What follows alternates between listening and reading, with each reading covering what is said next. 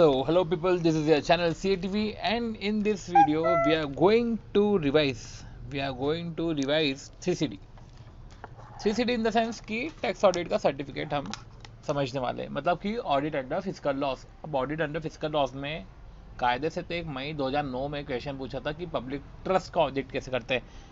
तो ये सब हमारे लिए अब मैटर नहीं करता, क्योंकि वो एक क्वेश्चन पूछा, उसके बाद अभी तक क्वेश्चन पूछा नहीं है। और फिर फिजिकल लॉस में 2 ऑडिट आते हैं, एक तो टैक्स ऑडिट और जीएसटी ऑडिट।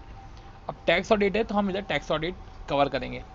अब हमको समझना रहेगा कि टैक्स ऑडिट में इंपॉर्टेंट चीज़ क्या है, कि हम टैक्स ऑडिट के रेलेवेंट सेक्शन वो भी पढ़ने पड़ेंगे, साथ ही साथ हमको 3CD के जो पॉइंटर्स है वो भी देखने पड़ेंगे। क्वेश्चंस देखा जाए तो क्वेश्चन इसमें अराउंड 37 to 40 क्वेश्चन हैं और इसका वेटेज 5 नंबर का है। अब देखा जाए तो पहले पॉइंट्स पढ़ो, फिर पॉइंट्स के बाद 37 to 40 क्वेश्चंस करो, तो ये थोड़ा सा लंबा प्रोसेस हो जाएगा और 5 नंबर के लिए इतना वर्थ नहीं रखता ये। तो क्या किया गया है कि हम ऐसा करते हैं कि नोट्स पढ़ते पढ़ते ही क्वेश्चन कर लेते हैं, वो ज़्यादा सही रहेगा। इन द सेंस कि जैसे नोट्स करें, आपने नोट्स करें इन द सेंस कि आपने सारे पॉइंट्स पढ़े, जो फॉलोइंग पॉइंट्स थे 44 पॉइंट्स थे, ये आपने पॉइंट्स पढ़े। अब जिस पॉइंट्स पे क्वेश्चन आए हैं उधर एडिटिंग कर ली गई है। अब उधर एडिटिंग कर ली गई है, मतलब आपको समझ में आ जाएगा क्या ये पर्टिकुलर पॉइंट को एक बार समझ लेते हैं, क्योंकि इस पर क्वेश्चन आया है। बस जिस पॉइंट पे क्वेश्चन नहीं आया है अब उनको भी पढ़ लेते हैं, क्योंकि हो सकता है कभी MCQs में आ जाए। ठीक है, तो अब हम क्या करेंगे कि अब कुछ पॉइंट्स, ऐसा थोड़ी ना कि सारे के सारे क्वेश्चन उससे ही रिलेटेड हो, 3CD के पॉइंट से ही रिलेटेड हो, कुछ क्वेश्चन अलग अलग भी है। तो ऐसे ही सब चीज़ें कंपाइल करते हुए एक फुल फ्लेज नोट्स क्रिएट करे हैं, जो जिसकी प्रोसेस ऐसी थी कि पहले नोट्स जो इनकम टैक्स की साइट से ये डाउनलोड कर लिया था, पर्टिकुलर साइट से ये 44 पॉइंट्स, एंड देन जो भी एडिटिंग करनी थी, ये एडिटिंग आपको शो हो रही है, राइट। और जो भी पेज ऐड करके जो भी चीज़ें लिखनी थी वो चीज़ें एडिशनल में लिखी है, और इस तरीके से जो है GST ऑडिट के साथ ये नोट्स कंप्लीट हुए थे। पर सिंस GST ऑडिट में कुछ अमेंडमेंट भी है, जैसे रिकन्सिलेशन स्टेटमेंट 9C, तो वो भी देखना रहेगा। सो उसको थोड़ा सा डेफर करते हैं, वो वाला पॉइंट सीधा कवर नहीं करते। हम क्या करेंगे, हम तो सिंपल सी बात है कि ये सब पढ़ने वाले हैं, ठीक है। सारे पॉइंट्स है, ये नॉन नेगोशिएबल है, सारे के सारे पॉइंट्स हमको पढ़ने पड़ेंगे, क्योंकि इस पर क्वेश्चन है, ठीक है। तो इसको ऐसे मस्ती में नहीं उड़ा सकते। तो इसको ही हम रिवाइज करेंगे, और इस नोट्स को रिवाइज करने के बाद मैं श्योर करता हूँ कि 37 to 40 क्वेश्चन जो भी अभी तक जितने भी क्वेश्चंस आए हैं, जब भी आप अपने कंपाइलर भी देख लीजिएगा, जिस भी आप फैकल्टी के कंपाइलर यूज़ कर रहे हो, आपको दिख जाएंगे कि सारे क्वेश्चंस जो भी है वो सारे क्वेश्चंस अपने इधर कवर कर लिए गए हैं, ठीक है। एंड जहाँ भी एडिटिंग है वहाँ पे क्वेश्चन तो आएगा ही है, ठीक है। तो वो वहाँ पे क्वेश्चन आए हैं तभी वहाँ पे एडिटिंग करी गई है और कुछ इंपॉर्टेंट पॉइंट्स वहाँ पे लिखे गए हैं, ठीक है। सो बिना किसी देर के अब हम जो है स्टार्ट करते हैं, राइट। अब कुछ पॉइंट्स है वो जो ऊपर के हैं वो ही पढ़ लेते हैं कि वो क्या पॉइंट्स हैं, ठीक है, क्योंकि हो सकता है कि उनका कनेक्ट जो है वो 3CD के पॉइंट से नहीं है, बट वो उस पर सेपरेट क्वेश्चन आया हुआ है, तो हम उसको समझते हैं। होप सो आपको ये दिख रहा होगा, ठीक है। अब क्या बोला है कि form 3CA and 3CB, form 3CA और 3CB जो होता है ना, वो ऑडिट रिपोर्ट होती है। और ऑडिट रिपोर्ट क्या होता है, it's a report where opinion express, ये वो रिपोर्ट होती है जिन पे हम अपना ओपिनियन एक्सप्रेस करते हैं। तो जजमेंट मैटर, कायदे से देखा जाए तो ऑडिटर अपना जजमेंट देता है, ऑडिटर अपना ओपिनियन देता है रिपोर्ट में। रही बात आती है फॉर्म 3CD की, तो form 3CD is a statement of particular, ये एक रिपोर्ट नहीं है, ये एक सर्टिफिकेट है। अपन बोल सकते हैं कि इसे स्टेटमेंट ऑफ पर्टिकुलर, जहाँ पे फैक्चुअल इन्फॉर्मेशन रहती है। तो क्या होता है, बुक्स ऑफ अकाउंट्स में जो भी दिया गया है बस उसको 3CD में उतारना है, और ऑडिटर उसको सर्टिफाई करता है। तो इसको फिल करने की जिम्मेदारी मैनेजमेंट की रहती है, पर ऑडिटर को सर्टिफाई करता है। तो फॉर्म 3CD क्या है, it's a statement of particular, it's a statement of particulars, ठीक है। ये एक स्टेटमेंट ऑफ पर्टिकुलर है, जैसे फॉर्म 3C और 3CB ऑडिट रिपोर्ट है, तो ये स्टेटमेंट ऑफ पर्टिकुलर है। ऑडिटर क्या करता है, सर्टिफाई करता है accuracy of fact on the basis of books of account. वो देखता है कि भैया जो भी तुमने करा है वो सही लिखा है कि नहीं लिखा है, on the basis of books of account. ये हमने 3C और 3CB की बात कर ली। Form 3CB in addition required the auditor to give his opinion, form 3CB in addition require करते ऑडिटर को कि वो ओपिनियन दे as to whether or not his accounts audited by him give true and fair view। तो form 3CB अपना audit report है, जहाँ पे वो ओपिनियन देता है as to whether or not accounts audited give true and fair view। तो उसको ही इलेबोरेट कर दिया है कि ओपिनियन देता है कि जो अकाउंट्स है वो ट्रू एंड फेयर व्यू, ठीक है। तो वेदर और not accounts audited were giving true and fair view. अब ऑडिटर सर्टिफाई करता है फैक्चुअल इन्फॉर्मेशन, ये जो हमने बात करी कि ऑडिटर सर्टिफाई करता है factual information in statement of particular such information certify on the basis of, अब देखो सर्टिफाई करता है on the basis of books of account, कि बुक्स ऑफ अकाउंट में फिगर देखते हो, देखते हैं कि ये सब चीज़ें सीसीडी में लिखी है गई है कि नहीं लिखी गई है, या on the base of books of account, या कुछ क्लॉजेस ऐसे हैं जहाँ पे बुक्स ऑफ अकाउंट का आपको देखना नहीं पड़ता है, जहाँ पे ऑडिटर का जजमेंट लगता है, जैसे क्लॉज 14 और क्लॉज 18, तो उधर ऑडिटर के जजमेंट लगते हैं, तो उस केस में जो है ऑडिटर सर्टिफाई करता है अपनी फैक्चुअल इन्फॉर्मेशन। ठीक है, तो there are several matters clause 14 to clause 18 on which auditor is required to exercise judgement while giving his report, जहाँ पे ऑडिटर को जजमेंट लगाना पड़ता है वाइल गिविंग हिज रिपोर्ट। चलो, ये हमने फॉर्म 3C और फॉर्म 3CB की बात करी। फॉर्म 3CD हमारा टैक्स ऑडिट से के रिस्पेक्ट में है, तो टैक्स ऑडिट के statement of particular form 3CD में होते हैं और 3CD को सर्टिफाई किया जाता है क्योंकि इसमें स्टेटमेंट ऑफ पर्टिकुलर है, इसमें कोई ओपिनियन नहीं जाता है। ठीक है, चलो अब हम बात करें, ये बॉक्स हमने पढ़ लिया है, दूसरे बॉक्स की बात करते हैं इन केस ऑफ स्टैट्यूटरी ऑडिट। अब देखो ये जो पॉइंट है ये बात कर रहा है statutory audit and tax audit की। ऊपर अपन ने form 3C and form 3CB पढ़ा, ठीक है, form 3CA 3CB and 3CD, इसके बीच में हमने डिफरेंस पढ़ा, ये आपने समझा है कि दोनों की कैरेक्टरिस्टिक पढ़ी। एक ये है कि in case of statutory audit, ये स्टैट्यूटरी ऑडिट की बात कर रहा है कंपनीज एक्ट या रिस्पेक्टिव एक्ट के तहत। In case of statutory audit auditor is required to express his opinion as to whether the financial statement give true and fair view.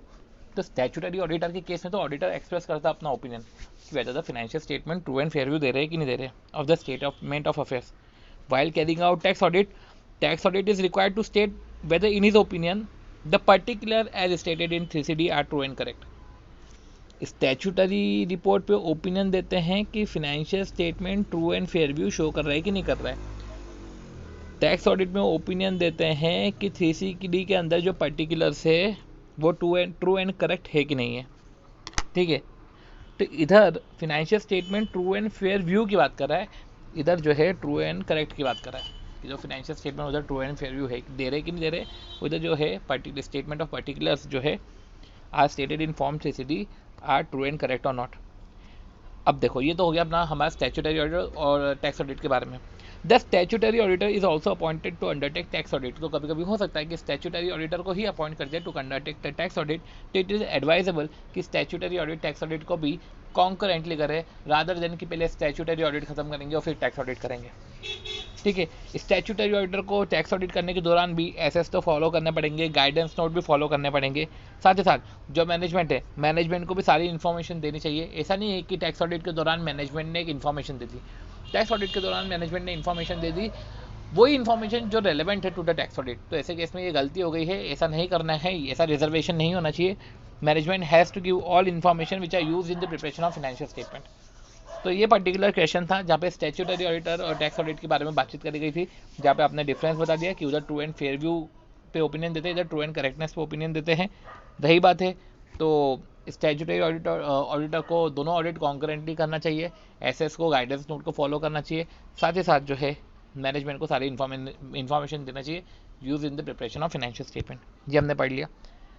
फिर कुछ बातें की, अब देखो ये भी इंपॉर्टेंट है, ये पॉइंट भी इंपॉर्टेंट है, ये पैरा भी एक आंसर में लिखा होता है जिसको भी इधर पुट कर दिया गया है कि after submission of tax audit report, tax audit report को सबमिट करने के बाद सी यार तो मैं ऐसा करता हूँ कि बेटर तरीके समझने के लिए इधर मैं हेडिंग दे देता हूँ सबको मैं, जैसे कि इधर मैं दे सकता हूँ फॉर्म 3CB वर्सेस फॉर्म 3CD। ओके, सो क्या है ये एक और पॉइंट कि revision in tax audit report. तो क्या बोला है, after submission of tax audit report management notice that there was apparent mistake of law. देखो revision in tax audit report की बात कर रहे हैं कि अगर एक बार सबमिट कर दी टैक्स ऑडिट रिपोर्ट और मैनेजमेंट ने नोटिस करा कि that there was apparent mistake of law and due to this mistake revise the final account, या अपेरेंट मिस्टेक है, there was apparent mistake of law, कि there was apparent mistake of law and due to this mistake revise the final account, और इस mistake के कारण उसको final account revise करने पड़ रहे हैं। तो ऐसे केस में रिवीजन ऑफ टैक्स ऑडिट मतलब कि ये सिचुएशन है, ये बोल रहे हैं कि after submission of tax audit report management ने नोटिस करा कि ये तो अपेरेंट मिस्टेक है, there was an apparent mistake of law, इसके कारण रिवाइज करने पड़ रहे हैं फाइनल अकाउंट। तो मेरे को बताओ कि ऐसे आप रिवाइज कर सकते हो क्या फाइनल अकाउंट? तो सी रिवाइज कर सकते हो टैक्स ऑडिट का कब, when revision of account after adoption in AGM, जो अकाउंट्स का रिवीजन हो रहा है आफ्टर अडॉप्शन इन एजीएम, तो revision of tax audit report when revision in accounts after adoption of AGM के बाद, एजीएम में अडॉप्ट हो रहा है उसके बाद हो रहा है। Change in law, revision of account after adoption in AGM के बाद रिवीजन ऑफ अकाउंट हो रहा है। Change in law with retrospective effect और change in interpretation of law, तो लॉ का इंटरप्रिटेशन चेंज हो गया है और चेंज इन लॉ हो गया थ्रू रेट्रोस्पेक्टिव इफेक्ट, और revision of accounts adopted after adopted in AGM. तो ये सब चीज़ें हैं। तो ऐसे केस में ऑडिटर को रिवाइज करनी पड़ती है report. State the reasons of revision with reference to earlier report, earlier report भी देनी पड़ती है, ठीक है, और बताना पड़ता है state the reasons of reference with reference to reasons of revision with reference to earlier report, कि अर्लियर रिपोर्ट में हमने ऐसा डाला था, रिवाइज करने के बाद ऐसा होना चाहिए, ठीक है। तो ऐसे आपको रिवाइज रिपोर्ट देनी पड़ती है।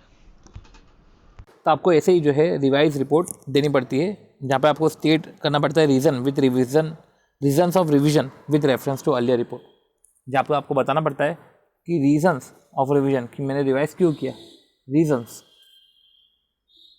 और with reference to earlier report, और बताने के लिए, क्लियर बताने के लिए, ठीक है, रिवीजन के reasons and with reference to earlier report, ठीक है। ये हो गया हमारा। तो हमने क्या पॉइंट पढ़े, हमने पढ़े कि फीचर्स ऑफ 3CB और 3CD, स्टैट्यूटरी ऑडिटर अगर टैक्स ऑडिट करा तो क्या होगा, और revision of tax audit report. तो revision of tax audit report में वही बात आ रही है, जब रिवीजन हो रहा है एजीएम के बाद, आफ्टर अडॉप्शन इन एजीएम, या जो रिवीजन हो रहा है वो रिवीजन एजीएम के बाद नहीं, पर चेंज इन लॉ हो रहा है, from retrospective effect change in law हो रहा है, और change in interpretation of law, ठीक है, change in interpretation of law with reference to earlier report. चलो अगला, mister D is eligible to do, और 1 सेकेंड, एक और क्वेश्चन था, वो क्वेश्चन भी हम एक बार देख लेते हैं पॉइंट्स पे बढ़ने से पहले, कि क्या बोला है कि mister D is eligible to do the same under the state cooperative society act. क्या बोला है कि mister D is eligible to do the same, मतलब क्या करना है उसको, मतलब कि उसने ऑडिट करा था, मिस्टर डी ने ऑडिट करा था CS एक्ट के तहत, कोऑपरेटिव सोसाइटी एक्ट के तहत मिस्टर डी ने ऑडिट करा था, ठीक है, कोऑपरेटिव सोसाइटी का, ठीक है। अब मिस्टर डी स्टैट्यूटरी ऑडिटर है क्योंकि उसने CS कोऑपरेटिव सोसाइटी एक्ट के तहत स्टैट्यूटरी ऑडिट करा, बट वो CA नहीं था, ठीक है। अब क्या करे, तो क्या वो टैक्स ऑडिट कर सकता है, mister D is eligible to do the same, क्या वो टैक्स ऑडिट कर सकता है। तो हमको समझना पड़ेगा, सबसे पहले स्टैट्यूटरी ऑडिटर टैक्स ऑडिट कर सकता है, कोई दिक्कत नहीं, ठीक है, जो अभी अपन ने पढ़ा कि स्टैट्यूटरी ऑडिटर जो है वो टैक्स ऑडिट कर सकता है। पर समझना पड़ेगा कि अगर स्टैट्यूटरी ऑडिट टैक्स ऑडिट कर रहा है तो टैक्स ऑडिट अकाउंटेंट करता है, और अकाउंटेंट मतलब कि जिसके पास CA की डिग्री हो, ठीक है। तो अकाउंटेंट इज पर्सन, ठीक है, हैविंग CA इन प्रैक्टिस, या person doing CA in practice, ठीक है। तो क्या लिखा हुआ इसका answer, provision 244AB of income tax act 1961 lays down that where the accounts of the assessee are required to be audited under any other law, where the accounts of an assessee are required to audit under any other law, अगर accounts की जरूरत है to get audit under any other law, it shall be sufficient compliance with the provisions of this section। तो sufficient compliance मान लिया जाएगा अगर उस पर्सन ने अपने अकाउंट्स ऑडिट करवा लिए अंडर सच अदर लॉ, तो सफिशिएंट कंप्लायंस मान लिया जाएगा कि आपने सफिशिएंट कंप्लायंस प्रोविजन का करा है। अगर, ठीक है, अगर आपने अदर लॉ से ऑडिट करवा लिया, if such person get the accounts of such organisation audited under any other law before the specified date, due date के पहले अगर आप ऑडिट करवा लोगे तो सफिशिएंट कंप्लायंस मान लिया जाएगा। Plus furnish by that date, तो ड्यू डेट तक आप जो है the report of the audit as required under such other law, तो स्टैट्यूटरी ऑडिट रिपोर्ट, साथ ही साथ एक further report by an accountant in the form prescribe under this section, तो furnish by that date report of the audit as required under such other law, ठीक है। तो audit report, report of the audit as required under such other law, तो वहाँ की report जाएगी, साथ ही साथ एक फर्दर रिपोर्ट जाएगी of accountant in the form prescribe under this section. मतलब क्या है कि कोऑपरेटिव सोसाइटी में करा है तो इस सोसाइटी के भी प्रोविजंस का कंप्लायंस मान लिया जाएगा अगर आपने उस लॉ के तहत स्पेसिफाइड डेट के पहले अगर आपने अपने ऑर्गेनाइजेशन को ऑडिट करवा लिया। तो बस ये है कि आप वो रिपोर्ट भी हमको दे दीजिए, एक फर्दर रिपोर्ट भी जाएगी, ठीक है, by an accountant in the form prescribe under this section. ये हो गया हमारा, ओके। इधर हमने जैसे कि बात करी थी, इधर हमने क्या बात करी थी कि जब एज एन ऑडिटर आप स्टैट्यूटरी ऑडिट कर रहे हो, टैक्स ऑडिट कर रहे हो, ठीक है, आप कर सकते हो, कोई दिक्कत नहीं है। आपको एस तो दोनों फॉलो करने पड़ेंगे। और ठीक है, साथ ही साथ आपको जो है मैनेजमेंट को भी सारी इन्फॉर्मेशन देनी है use in the preparation of financial statement, क्योंकि ऐसे 210 बोलता है। अगर अब हम ऐसे 210 देखें, क्योंकि ऐसे 210 बोलता है कि मैनेजमेंट को सारी इन्फॉर्मेशन देनी है। अपन देखते हैं कि ऐसे 210 स्पेसिफिक क्या बोलता है। SA 210 agreeing to the terms of audit engagement require an auditor to establish whether the preconditions for the audit are present so as to accept or continue an audit engagement। तो audit engagement accept हो या continue हो, ठीक है, तो SA 210 agreeing with the terms of audit engagement require an auditor to establish whether the preconditions for an audit are present. तो auditor को देखना पड़ता है कि भैया की जो प्री कंडीशंस है, preconditions of an audit are present so as to accept और कंटिन्यू एन ऑडिट इंगेजमेंट।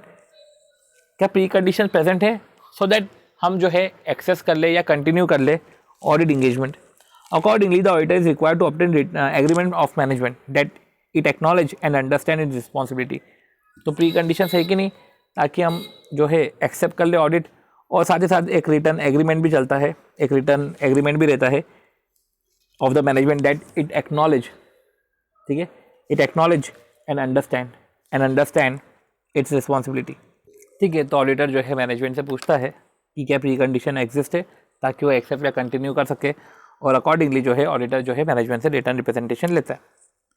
अब प्री कंडीशन क्या है, तो क्या बोला है, agree to terms of audit engagement. Precondition ये है access to all information to which management is aware that is relevant to the preparation of financial statement.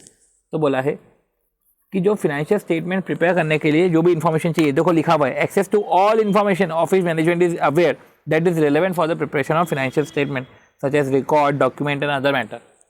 तो सारे रिकॉर्ड, सारी इन्फॉर्मेशन जो रेलेवेंट है in the preparation of financial statement, तो auditor को access है कि वो एक्सेस कर सकता है सारी इन्फॉर्मेशन का। साथ ही साथ एडिशनल इन्फॉर्मेशन दैट ऑडिटर में request from the management for the purpose of the audit.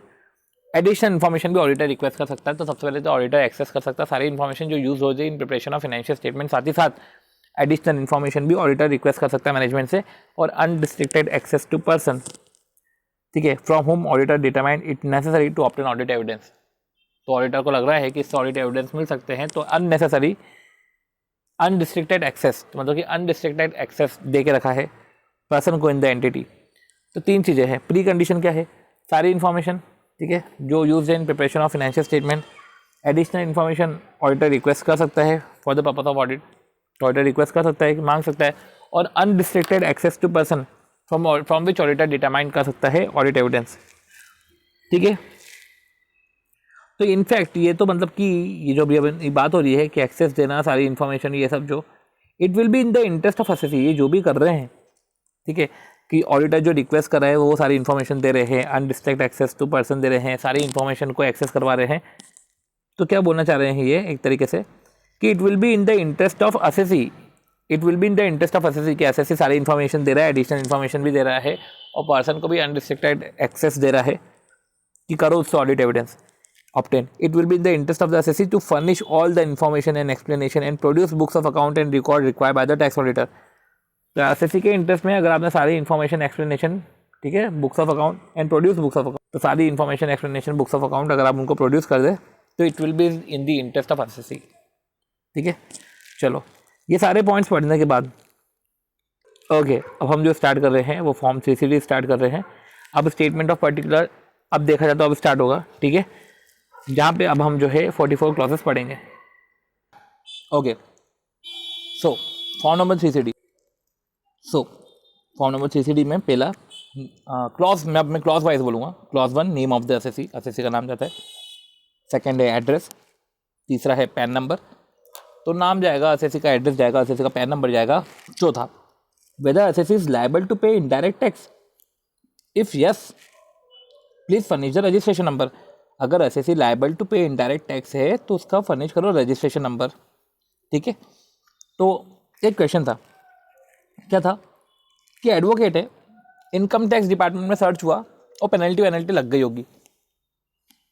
अब एडवोकेट जो है वो ऑडिटर को बोलता है कि आप ऐसा करो, मेरा जीएसटी का रजिस्ट्रेशन नंबर मत डालो, क्योंकि अगर आप डाल दोगे तो हो सकता है जीएसटी में भी सर्च हो जाए।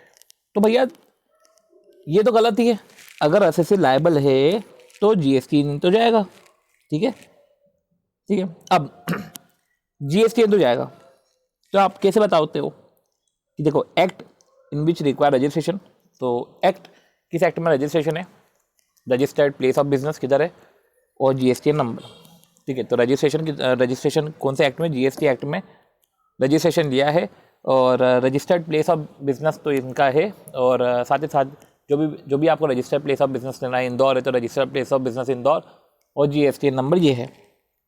स्टेटस प्रीवियस ईयर और असेसमेंट ईयर, इसकी बात कर ली। ठीक है, indicate the relevant laws of 44AB under which audit has been conducted, तो हमको 8th क्लॉज में बताना पड़ता है relevant clause under section 44AB। 44AB का clause, relevant clause of 44AB। देखो सेक्शन के बाद क्लॉज आता है, तो सेक्शन के बाद सबसेक्शन और फिर क्लॉज आता है। देखो इसका कोई सबसेक्शन नहीं है, पर 44AB में 3 क्लॉज है, A, B और C। ठीक है, अब state the relevant clause under which assessee in which under which audit has to be conducted. तो जैसे कि क्वेश्चन था जिसमें कंपनी ने प्रिजम्पटिव टैक्सेशन जो होता है उससे लोअर क्लेम करा था, तो company claim lower income than presumptive taxation, तो ऐसे केस में ऑडिट तो होगा, ऑडिट होगा अंडर सेक्शन 44AB, तो 44AB का सी लगता है तब, तो company claim lower income than presumptive taxation, तो ऐसे केस में 44AB का सी लगता है। ठीक है, क्वेश्चन था इस टाइप का कि जो एनआर है, नॉन रेसिडेंट है, वो इंडल्ज है in extraction of mineral oil, तो चार्जेबल है under 44BB deemed income section. ठीक है, तो एक्सट्रैक्शन ऑफ मिनरल ऑयल में इन्वॉल्व है तो चार्जेबल है under section 44BB deemed income. अगर उससे कम शो कर रहा है, क्लेम कर रहा है लोअर इनकम, तो ऐसे केस में ऑडिट करवाना पड़ जाएगा 44AB के क्लॉज सी में। तो 44AB का जो है सबसेक्शन ए है, जो सब क्लॉज है 44AB का क्लॉज ए है, वो बिजनेस एसएससी पे लगता है, क्लॉज भी लगता है जो प्रोफेशन में इन्वॉल्व है, और तीसरा जो होता है कि 44AB का क्लॉज सी जब आप जो है प्रिजम्पटिव टैक्सेशन से नीचे जो है आप क्लेम कर रहे हो। ओके, अब 9, तो पहला हो गया ए से अपना, पहला हो गया हमारा नेम, दूसरा एड्रेस, तीसरा पैन, चौथा company liability to register under indirect tax, और इफ यस तो उसको रजिस्ट्रेशन फर्निश करना पड़ेगा, पांचवा स्टेटस, छठा प्रीवियस ईयर, सातवां असेसमेंट ईयर, एंड 8th है relevant clause of 44AB. Okay, if 9, if firm or associate of person indicate name of partner member and their PSR, तो अगर फर्म या एसोसिएट ऑफ पर्सन है, अगर firm और associate of person है तो ऐसे केस में आप इंडिकेट करो पार्टनर का नाम और PSR। ठीक है, तो आपको ये 2 चीज़ इंडिकेट करनी, तो 2 चीज़ इंडिकेट करनी, पार्टनर का नाम और PSR। ऐसे केस में if there is change in the partner और मेंबर और इन द PSR, तो चेंज हो रहा है, सिंपल से आधी चेंज की बात कर रहा है, चेंज इन द पार्टनर या PSR since the last date of preceding year the particulars of change, तो चेंज के पर्टिकुलर। ठीक है, तो हमने फर्म, ठीक है, अगर इफ फर्म और AOP indicate name of partner, अगर उसने इंडिकेट करके रखा है पार्टनर का नाम, तो नेम ऑफ फर्म और AOP में पार्टनर का नाम डालना पड़ता है, इंडिकेट करना पड़ता है, PSR इंडिकेट करना पड़ता है। चेंज है तो पर्टिकुलर्स ऑफ सच चेंज भी हमको डालना पड़ता है। 10th, नेचर ऑफ बिजनेस और profession, if more than 1 business is carrying on, तो अगर एक से ज़्यादा बिजनेस है तो nature of business and profession. ठीक है, ये 9 का B है। ओके, ये 10 का A है। ठीक है, तो 9 में तो पार्टनर्स का नाम, PSR, और अगर चेंज हो रहा है तो 10 में अगर एक से ज़्यादा बिजनेस है तो नेचर ऑफ बिजनेस, और अगर वही है कि अगर change in the nature of business है तो पर्टिकुलर ऑफ चेंज। एक बार हम ये क्लॉसेस देख ले, फिर हम फटाफट जो है इसके एक बार निमोनिक से भी हम समझेंगे कि कैसे इसको हम याद कर सकते हैं। Okay, so okay 11, whether the books of account are prescribe under 44AA, अगर बुक्स ऑफ अकाउंट और प्रिस्क्राइब्ड है अंडर 44AA, अगर yes list the books so prescribe, तो अगर बुक्स ऑफ अकाउंट प्रिस्क्राइब्ड है 44AA में, इफ यस तो list out the books. Books include stock register. ठीक है, तो बुक्स ऑफ अकाउंट की बात करें तो इट इंक्लूड स्टॉक रजिस्टर। ठीक है, तो आपको लिस्ट करना है, list the books of account जो 44AA में प्रिस्क्राइब करके रखिए। फिर list the books of account maintain, तो हो सकता है कि पूरी मेंटेन नहीं करी हो, तो मेंटेन 100% करिए तो सही है, अगर लेस देन 100% है तो जो आपने मेंटेन करके रखा है तो आप वो बता दो। ठीक है, तो list the books of account maintain and the address, अगर मेंटेन कर रहे हो तो एड्रेस भी बताओ जिधर मेंटेन हो रही है। In case books of account are maintain in computer system, तो if the books of account are maintain at computer system, अब देखो फिजिकल होगा तो आप बुक्स ऑफ अकाउंट देखो, पहले तो आप लिस्ट में बताओगे कि देखो इतनी लिस्ट है, जैसे 10 बुक्स की लिस्ट है, अपन ने ऐसा बोल दिया कि चलो 10 की लिस्ट है, कितनी मेंटेन करके चली, तो अपन ने समझ लो बोला कि 8 मेंटेन करिए, तो 8 मेंटेन करिए तो आप उसका एड्रेस बता दो, ठीक है। In case books of account are maintain in computer system, computer system में है तो mention the books of account generate, अगर books of account computer system में मेंटेन है तो बताओ कि कौन कौन से बुक्स कंप्यूटर जनरेट कर सकता है, तो mention the books of account generate, mention the books of account generate by such computer system, mention the books of account generate by such computer system. If the books of account are not kept at one location, अगर एक से एक location में नहीं है, please furnish the address of location along with the details of books of account maintained at each location। देखो क्या है, बुक्स ऑफ अकाउंट मेंटेन हो रही है तो मेंटेन है तो आप एड्रेस बताओ, अगर बुक्स ऑफ अकाउंट जो है मेंटेन हो रही है मोर देन वन लोकेशन पे, तो आप लोकेशन के स्पेसिफिक कि इस लोकेशन पे इस बुक्स ऑफ अकाउंट इतनी बुक्स ऑफ अकाउंट मेंटेन होती है, तो यही बोल रहे हैं कि if books of account are not kept at one location please furnish the addresses of locations along with the details of books of account, कितनी लोकेशन से और कितनी बुक्स ऑफ अकाउंट रखी है, ठीक है। और अगर कंप्यूटर सिस्टम में रख रहे हो तो फिर तो अच्छी बात है, अगर कंप्यूटर सिस्टम में रख रहे हो तो ऐसे केस में आप बताओ list the books that can generate by the computer system. Okay, तो क्या करा हमने, हमने समझा कि लिस्ट है, ठीक है, लिस्ट बुक्स प्रिस्क्राइब 44 AA में, फिर कितनी मेंटेन है, और अगर मेंटेन है लिखते लिखते कर लेना, आप भी साथ में करते करते कर लेना कि मेंटेन है और बुक्स ऑफ अकाउंट मेंटेन है तो उसका एड्रेस किधर है, ठीक है। ये हो गया हमारा बुक्स ऑफ अकाउंट का। तीसरा, अगर कंप्यूटर सिस्टम में मेंटेन है तो कितने बुक्स जनरेट करते हैं, तो mention the books of account generate by the computer system, ठीक है, कितनी बुक्स ऑफ अकाउंट जनरेट करते हैं। और साथ ही साथ अगर एक से ज़्यादा लोकेशन पे है तो ऐसे केस में एक से ज़्यादा लोकेशन है तो आपको furnish the address of location, address of location बताना पड़ता है प्लस डिटेल्स बताना पड़ता है, address of location along with the details of the books of account maintain at each location, ठीक है। अब list the books of account and nature of relevant document examine, तो आपने जो बुक्स ऑफ अकाउंट और रेलेवेंट डॉक्यूमेंट एग्जामिन करे तो उसकी भी लिस्ट है। Whether the P&L include any profit and gain accessible on presumptive basis, क्या प्रॉफिट और लॉस में इंक्लूड होता है any profit and gain accessible on presumptive basis, क्या प्रॉफिट और लॉस आपके जो भी P&L अकाउंट है उसमें से कोई सा प्रॉफिट और गेन ऐसा भी है जो प्रिजम्पटिव बेसिस पे असेसेबल होता है, और अगर होता है तो आप अमाउंट बताओ और रेलेवेंट सेक्शन बताओ, ठीक है।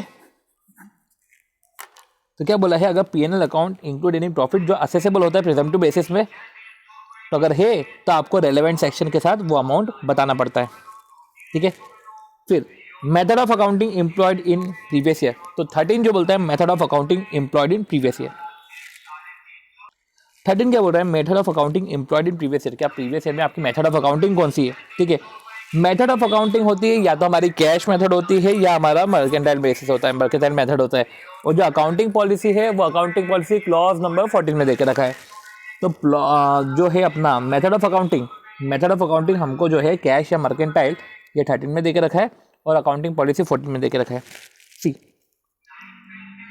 कैश और मर्केंटाइल में क्या देके रखा है कि 145, अब इसके लिए हमको 145(1) थोड़ा सा समझना पड़ेगा, ठीक है। मेथड ऑफ अकाउंटिंग कैश और मर्केंटाइल होती है और अकाउंटिंग पॉलिसी क्लॉज 14 में देके रखी है। ओके, कैश और मर्केंटाइल क्या बोल रहे हैं कि the income chargeable under the head PGBP और other sources shall be computed in accordance with either cash और मर्केंटाइल। तो जो income chargeable under the head PGBP है या IFOS है तो कंप्यूट कर सकते हैं in accordance with the cash और mercantile. System of accounting regularly employed by the SSE, ये होता है 145 का सबसेक्शन 2, प्रोवाइडेड सेंट्रल गवर्नमेंट में notify in official gazette time to time ICDS। तो सेंट्रल गवर्नमेंट नोटिफाई करता है ICDS to be followed by all SSE, तो to be followed by all SSE including mercantile system. तो follow कौन करता है, follow की बात करें तो SSE इंक्लूडिंग मर्केंटाइल सिस्टम, तो SSE जो फॉलो करते हैं मर्केंटाइल सिस्टम ऑफ अकाउंटिंग, ठीक है। तो assessee following the mercantile system of accounting, तो उनको ICDS लगता है, ठीक है। और जिनकी इनकम है, तो देखो असेसी फॉलो करते हैं मर्केंटाइल सिस्टम ऑफ अकाउंटिंग, साथ ही साथ जो है PGBP और IFOS की इनकम अर्न करते हैं for competition of income under the head PGBP and IFOS। 145 हो गया हमारा, कैश या मर्केंटाइल ले सकते हैं, ऑप्ट कर सकते हो। 2 में हो गया ICDS और कौन फॉलो करते हैं, ठीक है। अब 3 आता है ग्राउंड्स ऑफ 144। क्या बोला है, provided that where AU is not satisfied about the correctness of the accounts of the assessee or where method of accounting provided under 145(1) have not been regularly follow। तो देखो अगर आपने रेगुलर फॉलो करी तो बहुत ही अच्छी बात है, अगर आपने नहीं फॉलो करी तो आपको थर्ड में धर सकते हैं 145(3) में। whether the method of accounting provided under 145(1) has not been regularly employed by the assessee। फिर एक ऑप्शन ये है कि where AU is not satisfied about the correctness and completeness of account। Account AO satisfied नहीं है कि आपके accounts complete है कि नहीं, तो ऐसे केस में या income has not been computed in accordance with the standards notified under section 145(2), अगर आपने जो है ICDS कंप्लाई करा अच्छी बात है, अगर नहीं कंप्लाई करे तो 145(3) में आ जाते हो। तो अगर आपने कैश और मार्केंटाइल बेसिस रेगुलरली फॉलो नहीं करा, या इनकम आपने जो है एज पर दी ICDS नहीं कंप्यूट करा, या AO सेटिस्फाइड नहीं है correctness and completeness of account से, तो ऐसे केस में AO make an assessment in a manner provided in section 144। तो असेसमेंट वो 144 में कर सकता है, और 144 के असेसमेंट के ग्राउंड 145(3) में दे के रखे। तो 145(1) क्या होता है, कैश और मार्केटाइल फॉलो कर सकते हैं, और सेंट्रल गवर्नमेंट नोटिफाई करता है ICDS, तो असेसी जो mercantile basis of accounting follow करते हैं और हैविंग PGBP और IFOS की इनकम। और थर्ड है कि अगर 145(3) मतलब कि बेस्ट जजमेंट असेसमेंट के ग्राउंड। ओके, ये हमने पढ़ा, चलो इसको एक बार जगह पे रख देते हैं। Okay, method of accounting employed in previous year, ये हमने देखा। अब देखो कंप्यूटेशन ऑफ टर्नओवर, अब ये कुछ नए पॉइंट्स है जो हमको समझना जरूरी है, जो है कंप्यूटेशन ऑफ टर्नओवर। अब ये क्या बात कर रहे हैं, इसका मतलब ये है कंप्यूटेशन ऑफ टर्नओवर में ऐसा बोल रहे हैं वो कि audit is required in case of every person carrying on the business. तो बोल रहे हैं कि जो पर्सन बिजनेस कैरी कर रहा है, ठीक है, अगर उसकी टोटल सेल या टर्नओवर, ग्रॉस रिसिप्ट जो भी है या टर्नओवर जो भी है वो एक्सीड करता है 1 करोड़, एक्सीड करता है 1 करोड़, तो audit is required. Audit required कब है, जब person carrying on the business और टोटल सेल एक्सीड कर रहा है 1 करोड़, या पर्सन जो है वो कैरी आउट कर रहा है प्रोफेशन और उसकी जो ग्रॉस रिसिप्ट है वो एक्सीड कर रहा है 50 लाख, तो 1 करोड़ या 50 लाख। ओके, अब टर्नओवर में से क्या क्या डिडक्ट होगा, टर्नओवर से क्या क्या डिडक्ट होगा, discount allowed in the sales being in the nature of trade discount. तो देखो discount allowed in sales being in the nature of trade discount. अब टर्नओवर में से क्या क्या चीज़ें डिडक्ट होगी, discount allowed in sales being in the nature of trade discount. तो टर्नओवर में से क्या क्या डिडक्ट होगा, डिस्काउंट अलाउड। फिर price of goods return should be deducted from the turnover even if returns are from the sales made in earlier year. क्या बोलना चाह रहे हैं, डिस्काउंट अलाउड तो हमने माइनस कर दिया, प्राइस ऑफ गुड्स रिटर्न, तो जो गुड्स आप रिटर्न कर रहे हो, रिटर्न हो रहे हो वो भी माइनस कर, तो price of goods return should be deducted from the turnover, भले ही return are from the sales made in earlier year. तो हो सकता है 4 साल पहले की सेल्स हो, आप अभी रिटर्न कर रहे हो तो रिटर्न भी डिडक्ट होगा। और कौन कौन सी चीज़ डिडक्ट नहीं होगी, जैसे कि कैश डिस्काउंट, कैश डिस्काउंट नहीं डिडक्ट होता, पर otherwise than allowed in cash memo. तो कैश डिस्काउंट डिडक्ट नहीं होता, पर जो कैश मेमो में है, जो कैश मेमो में डिस्काउंट है तो वो अलाउड होता है। तो जो कैश मेमो या इनवॉइस में देके रखा है वो डिडक्ट होता है। एग्जांपल, कैश डिस्काउंट अलाउड होता है कस्टमर को फॉर 1 लाख प्रॉम्प्ट पेमेंट। अब देखो क्या बोला है कि कैश डिस्काउंट अलाउड किया कस्टमर को क्योंकि उसने 1 लाख का प्रॉम्प्ट पेमेंट करा।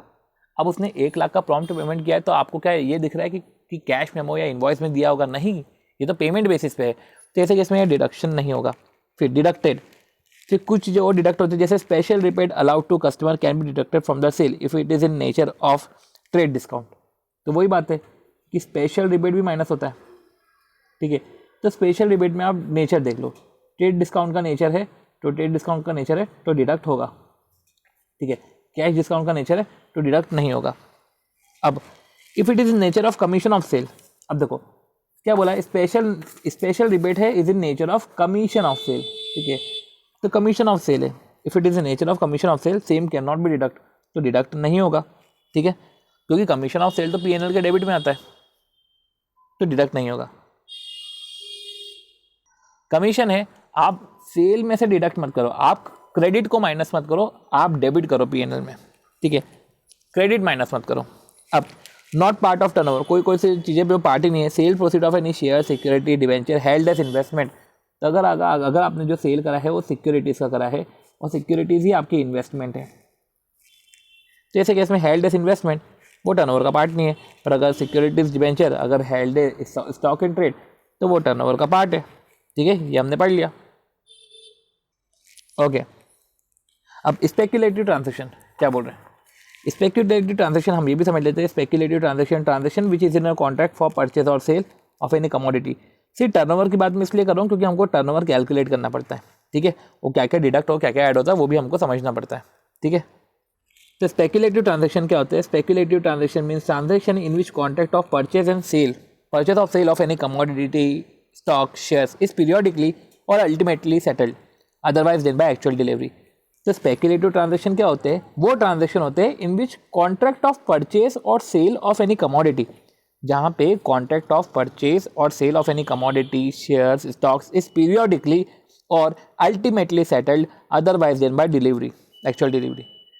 तो ऐसे ट्रांजैक्शन जहाँ पे परचेज सेल के कॉन्ट्रैक्ट सेटल होते हैं, परचेज सेल के कॉन्ट्रैक्ट सेटल होते हैं अदरवाइज देन बाय डिलीवरी, ठीक है, कॉन्ट्रैक्ट होते हैं पर सेटल होते हैं अदरवाइज देन बाय डिलीवरी, यही इंपॉर्टेंट है। As such in such transaction, ऐसे ट्रांजैक्शन में डिफरेंस अमाउंट जो होता है हमारा टर्नओवर होता है entered in books of account even though contract note are issued it of full value. जो कॉन्ट्रैक्ट नोट है, जैसे सेल का कॉन्ट्रैक्ट नोट है, तो कॉन्ट्रैक्ट नोट तो भले ही फुल वैल्यू में देगा, तो भले ही कॉन्ट्रैक्ट नोट फुल वैल्यू पे रहे पर डिफरेंस तो आपका टर्नओवर ही है, ठीक है। तो आप समझे क्या बोलना चाह रहे हैं कि स्पेक्युलेटिव ट्रांजैक्शन के बारे में हमने बात कर ली। ये छोटी छोटी चीज़ें ना आपको क्वेश्चंस में दिखेगी, ठीक है ना, तो ध्यान रखना। एक और क्वेश्चन था, क्वेश्चन ये था कि mister D is eligible to do the same under the cooperative society act. Okay, जो अपनी बात हुई थी कि क्या मिस्टर डी जो है कोऑपरेटिव सोसाइटी एक्ट के अंदर ऑडिट किया है पर वो चार्टर्ड अकाउंटेंट नहीं है, तो in this question where auditor under other law और टैक्स ऑडिट बोथ, तो क्या वो ऑडिट अदर लॉ में भी कर सकता है और क्या टैक्स ऑडिट भी कर सकता है क्या? तो हमने बोल दिया था कि प्रोविजन टू सेक्शन 44 ए भी बोलता है कि accounts of the assessee are required to be audited under any other law. तो accounts of assessee if accounts of assessee जो है are required to be audit under other law, तो ऐसे case में sufficient compliance of the provision of this section, इस section का provision का sufficient compliance मान लिया जाएगा अगर आपने अकाउंट्स को ऑफ सच ऑर्गेनाइजेशन को ऑडिट करवा लिया under other law before the specified date. आपने ऑडिट करवा लिया और साथ ही साथ रिपोर्ट भी सबमिट कर दी, फर्निश बाय दैट डेट आपने रिपोर्ट भी सबमिट कर दी, ठीक है, और फर्दर रिपोर्ट ऑफ अकाउंटेंट, तो आपने रिपोर्ट भी सबमिट करी, साथ ही साथ फर्दर रिपोर्ट ऑफ अकाउंटेंट, तो सफिशिएंट कंप्लायंस मान लिया जाएगा। It shall be sufficient compliance with the provision of this section अगर if such person get the accounts of such organization, अगर person get the accounts of such organization audited under other law, तो if such person get the accounts of such organization, if such person get the accounts of such organization, अगर उस person ने accounts of such organization audit करा लिया under other law before the specified date, और साथ ही साथ उसने रिपोर्ट सबमिट कर the under such other law, और फर्दर रिपोर्ट अकाउंटेंट की लगती है in form prescribe under this section, और एक फर्दर रिपोर्ट लगती है अकाउंटेंट की, ये अकाउंटेंट मतलब सीए इन प्रैक्टिस, ठीक है, ये हमने समझ लिया। तो हमने टर्नओवर के बारे में बातें कर ली, हमने स्पेक्युलेटिव ट्रांजैक्शन के बारे में बातें कर ली, और हमने एक चीज़ को वापस से रिवाइज कर लिया। अब समझो, form number 3CA require the tax auditor to include a copy of audit report conducted by the statutory auditor. तो आपको जो है एक स्टैट्यूटरी ऑडिट की कॉपी तो रखनी पड़ेगी, where the report of statutory auditor is not available. अगर स्टैट्यूटरी ऑडिटर की रिपोर्ट अवेलेबल नहीं है तो it will be possible for the tax auditor to give his report in form 3CB। तो फिर टैक्स ऑडिटर क्या करेगा, अपनी रिपोर्ट जो है फॉर्म 3CB में देगा and certify the relevant particular in form 3CD। तो क्या है, फॉर्म 3CA बोलता है कि भैया आप स्टैट्यूटरी ऑडिट अगर हो रहा है तो स्टैट्यूटरी ऑडिट रिपोर्ट के साथ 3CD चले जाएगा, ठीक है। पर अगर टैक्स ऑडिट हो रहा है, ठीक है, अगर टैक्स ऑडिट हो रहा है तो समझो, अगर टैक्स ऑडिट हो रहा है और साथ ही साथ स्टैट्यूटरी ऑडिट भी हो रहा है तो आपको ऐसे केस में जो है 3CA के साथ 3CD जाएगा। पर अगर स्टैट्यूटरी ऑडिटर की रिपोर्ट अवेलेबल नहीं है तो ऐसे केस में टैक्स ऑडिटर क्या करेगा, tax auditor form number 3CB furnish कर देगा और तो रिपोर्ट फॉर्म नंबर CCB में देगा और सर्टिफाई करेगा रेलेवेंट पर्टिकुलर फॉर्म CCD में, जो हो गया हमारा काम, ठीक है। The audit report given under 44AB assist the income tax department. जो भी ऑडिट रिपोर्ट जाती है, समझो, जो भी ऑडिट रिपोर्ट जाती है वो असिस्ट करता है इनकम टैक्स डिपार्टमेंट को इन इंश्योरिंग कंप्लायंस ऑफ प्रोविजन। जो ऑडिट रिपोर्ट जाती है तो वो असिस्ट करता है इनकम टैक्स डिपार्टमेंट को, जो असिस्ट करता है इनकम टैक्स डिपार्टमेंट को इन इंश्योरिंग कंप्लायंस ऑफ प्रोविजन। उसको एक भरोसा हो जाता है, उसको एक समझ में आ जाता है, इंश्योर हो जाता है कि कंप्लायंस ऑफ प्रोविजन हुआ है। In order that tax auditor may be in position to explain any question which may arise later on. हो सकता है कि वो बाद में क्वेश्चन भी पूछ ले, ठीक है। तो टैक्स ऑडिटर को he should keep necessary working paper. क्या बोला है, audit report under 44AB assist करता है इनकम टैक्स डिपार्टमेंट को इन इंश्योरिंग कंप्लायंस ऑफ प्रोविजन, कि आपको इंश्योर करना है कि कंप्लायंस ऑफ प्रोविजन हुए हैं नहीं हुए हैं। तो एक वो इंश्योर करने के लिए ये रिपोर्ट मदद कर देती है। In order that the income tax may be in a position, in order that tax auditor, इधर बोला है in order that tax auditor may be in position to explain any question. हो सकता है कोई ऐसे क्वेश्चन आया और tax auditor may be in position तो उसको कोई क्वेश्चन एक्सप्लेन करना हो, may be in position to explain any question, के सामने से क्वेश्चन आया उसको एक्सप्लेन करना पड़ेगा, तो इट इज नेसेसरी। तो ऐसे केस में उसको वर्किंग पेपर रखना नेसेसरी है। It is necessary that he should keep working paper about the evidence on which he has given the opinion. तो कल को उस पर क्वेश्चन पूछा तो आपके पास एविडेंसेस है जिसके थ्रू आप बता सकते हो कि हाँ मैंने ये सब चीजें देखी थी, मुझे ऐसा लगा इसलिए मैंने ओपिनियन दिया, ठीक है।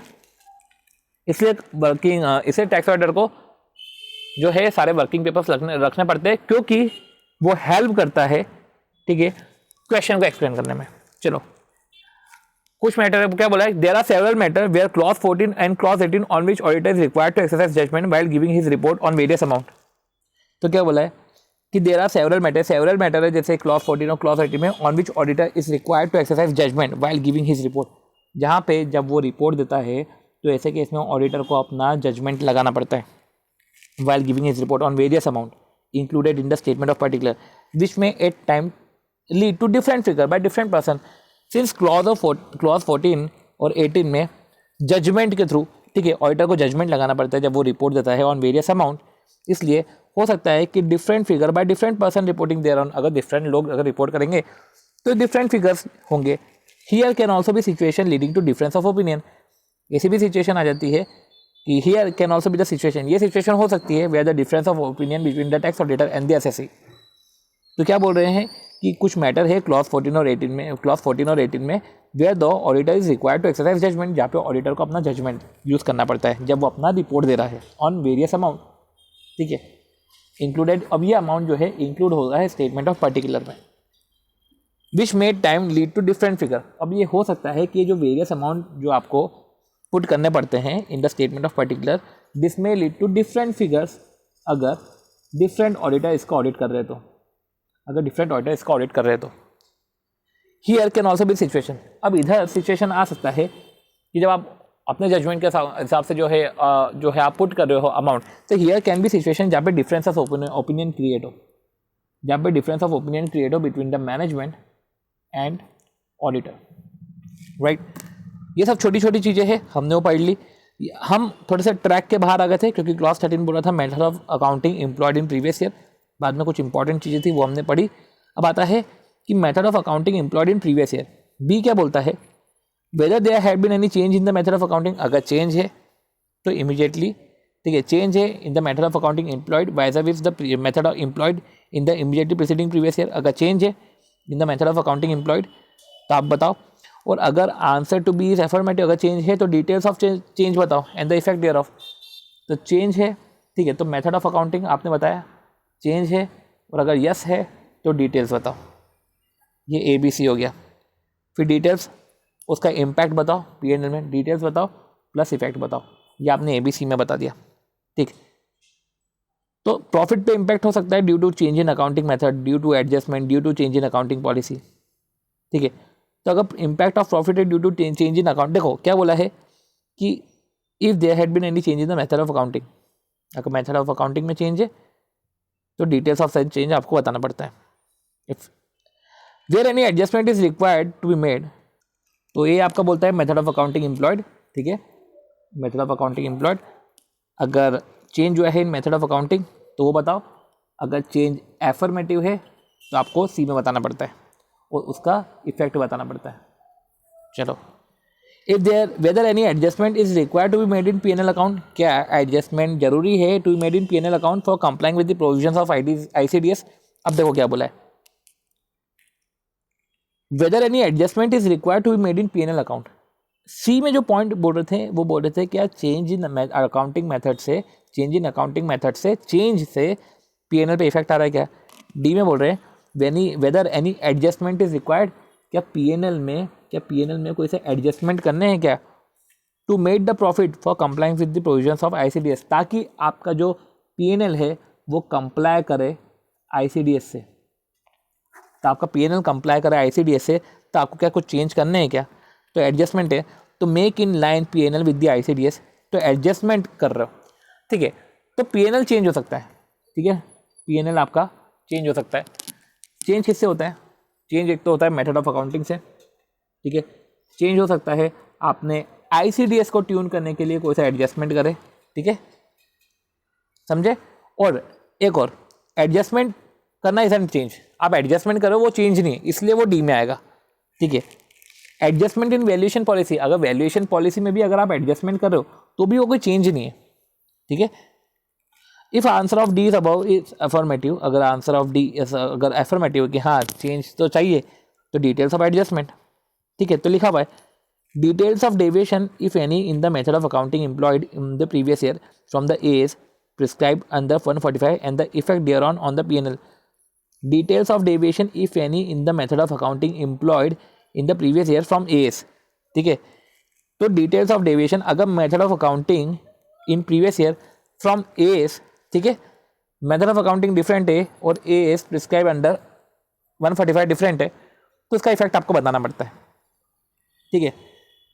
अब देखो आईसीडीएस में आपको इस तरीके से चेंजेस बताने के, आईसीडीएस कितने होते हैं 10, ठीक है, तो 10 होते हैं और सारे 10 आईसीडीएस ऐसे है कि 1 2 3 इधर लिखा हुआ है 1 2 3 9 10 11 12 16 29, ठीक है। अब देख लो आप 1 accounting policy, 2 valuation of inventory, 3 construction contract, 9 revenue recognition, 10 tangible fixed asset, 11 changes in foreign exchange, 12 government grant, 9 10 11 12 16 29 provision contingent liability contingent asset और 16 है बोरिंग कॉस्ट, ये आया अपना बोरिंग कॉस्ट, ठीक है।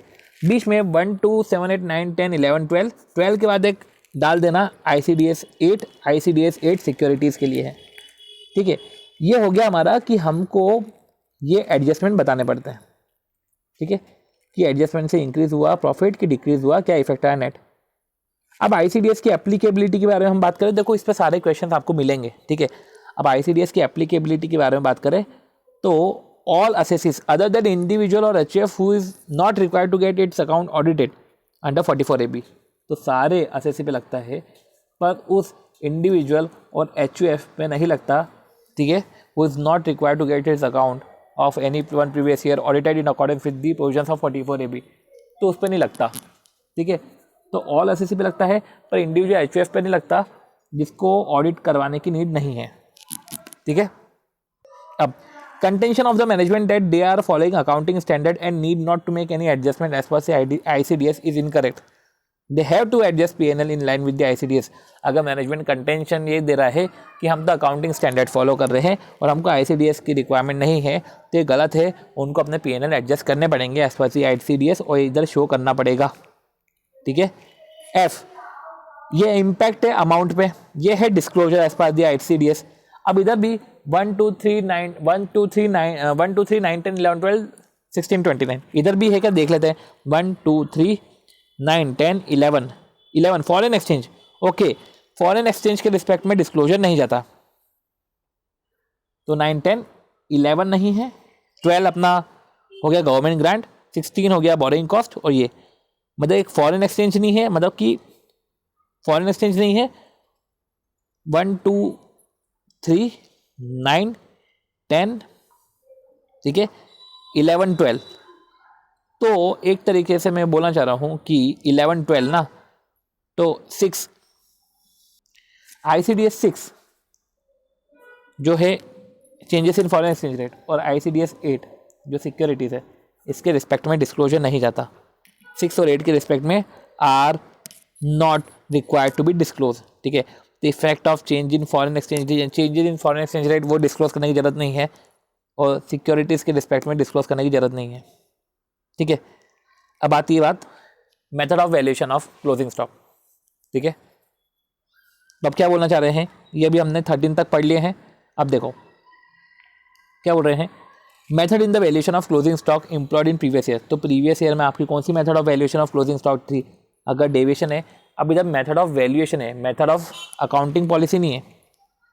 अगर बात करें तो इधर भी मेथड ऑफ अकाउंटिंग एम्प्लॉयड है, उधर मेथड ऑफ वैल्यूएशन पॉलिसी है। तो मेथड ऑफ वैल्यूएशन पॉलिसी, ठीक, 1 सेकेंड। तो method of accounting policy employed in previous year, deviation है अगर method of accounting policy prescribe under 145A and the effect thereon. अगर method of accounting policy है और आपके जो मेथड ऑफ अकाउंटिंग पॉलिसी है अगर वो डेविएशन है, in case of deviation from the method of valuation prescribe under 145A, 145A में जो वैल्यूएशन बोला है उस वैल्यूएशन की मेथड से डिफरेंट है, डेविएट कर रहा है, ठीक है। 145A में जो मेथड देके रखा है उससे मैच नहीं करता है, तो इफेक्ट देयरऑन ऑन P&L, ठीक है। तो क्या बोल रहे हैं कि चेंज इन अकाउंटिंग पॉलिसी, अगर आप अकाउंटिंग पॉलिसी में चेंज कर रहे हो, सी क्या बोला है अकाउंटिंग पॉलिसी, ये क्लोजिंग स्टॉक, फीफो लीफो, ये तो अकाउंटिंग पॉलिसी, अकाउंटिंग मेथड तो है नहीं, तो ये चेंज इन अकाउंटिंग पॉलिसी है। तो चेंज इन अकाउंटिंग पॉलिसी करना इजंट एन एडजस्टमेंट।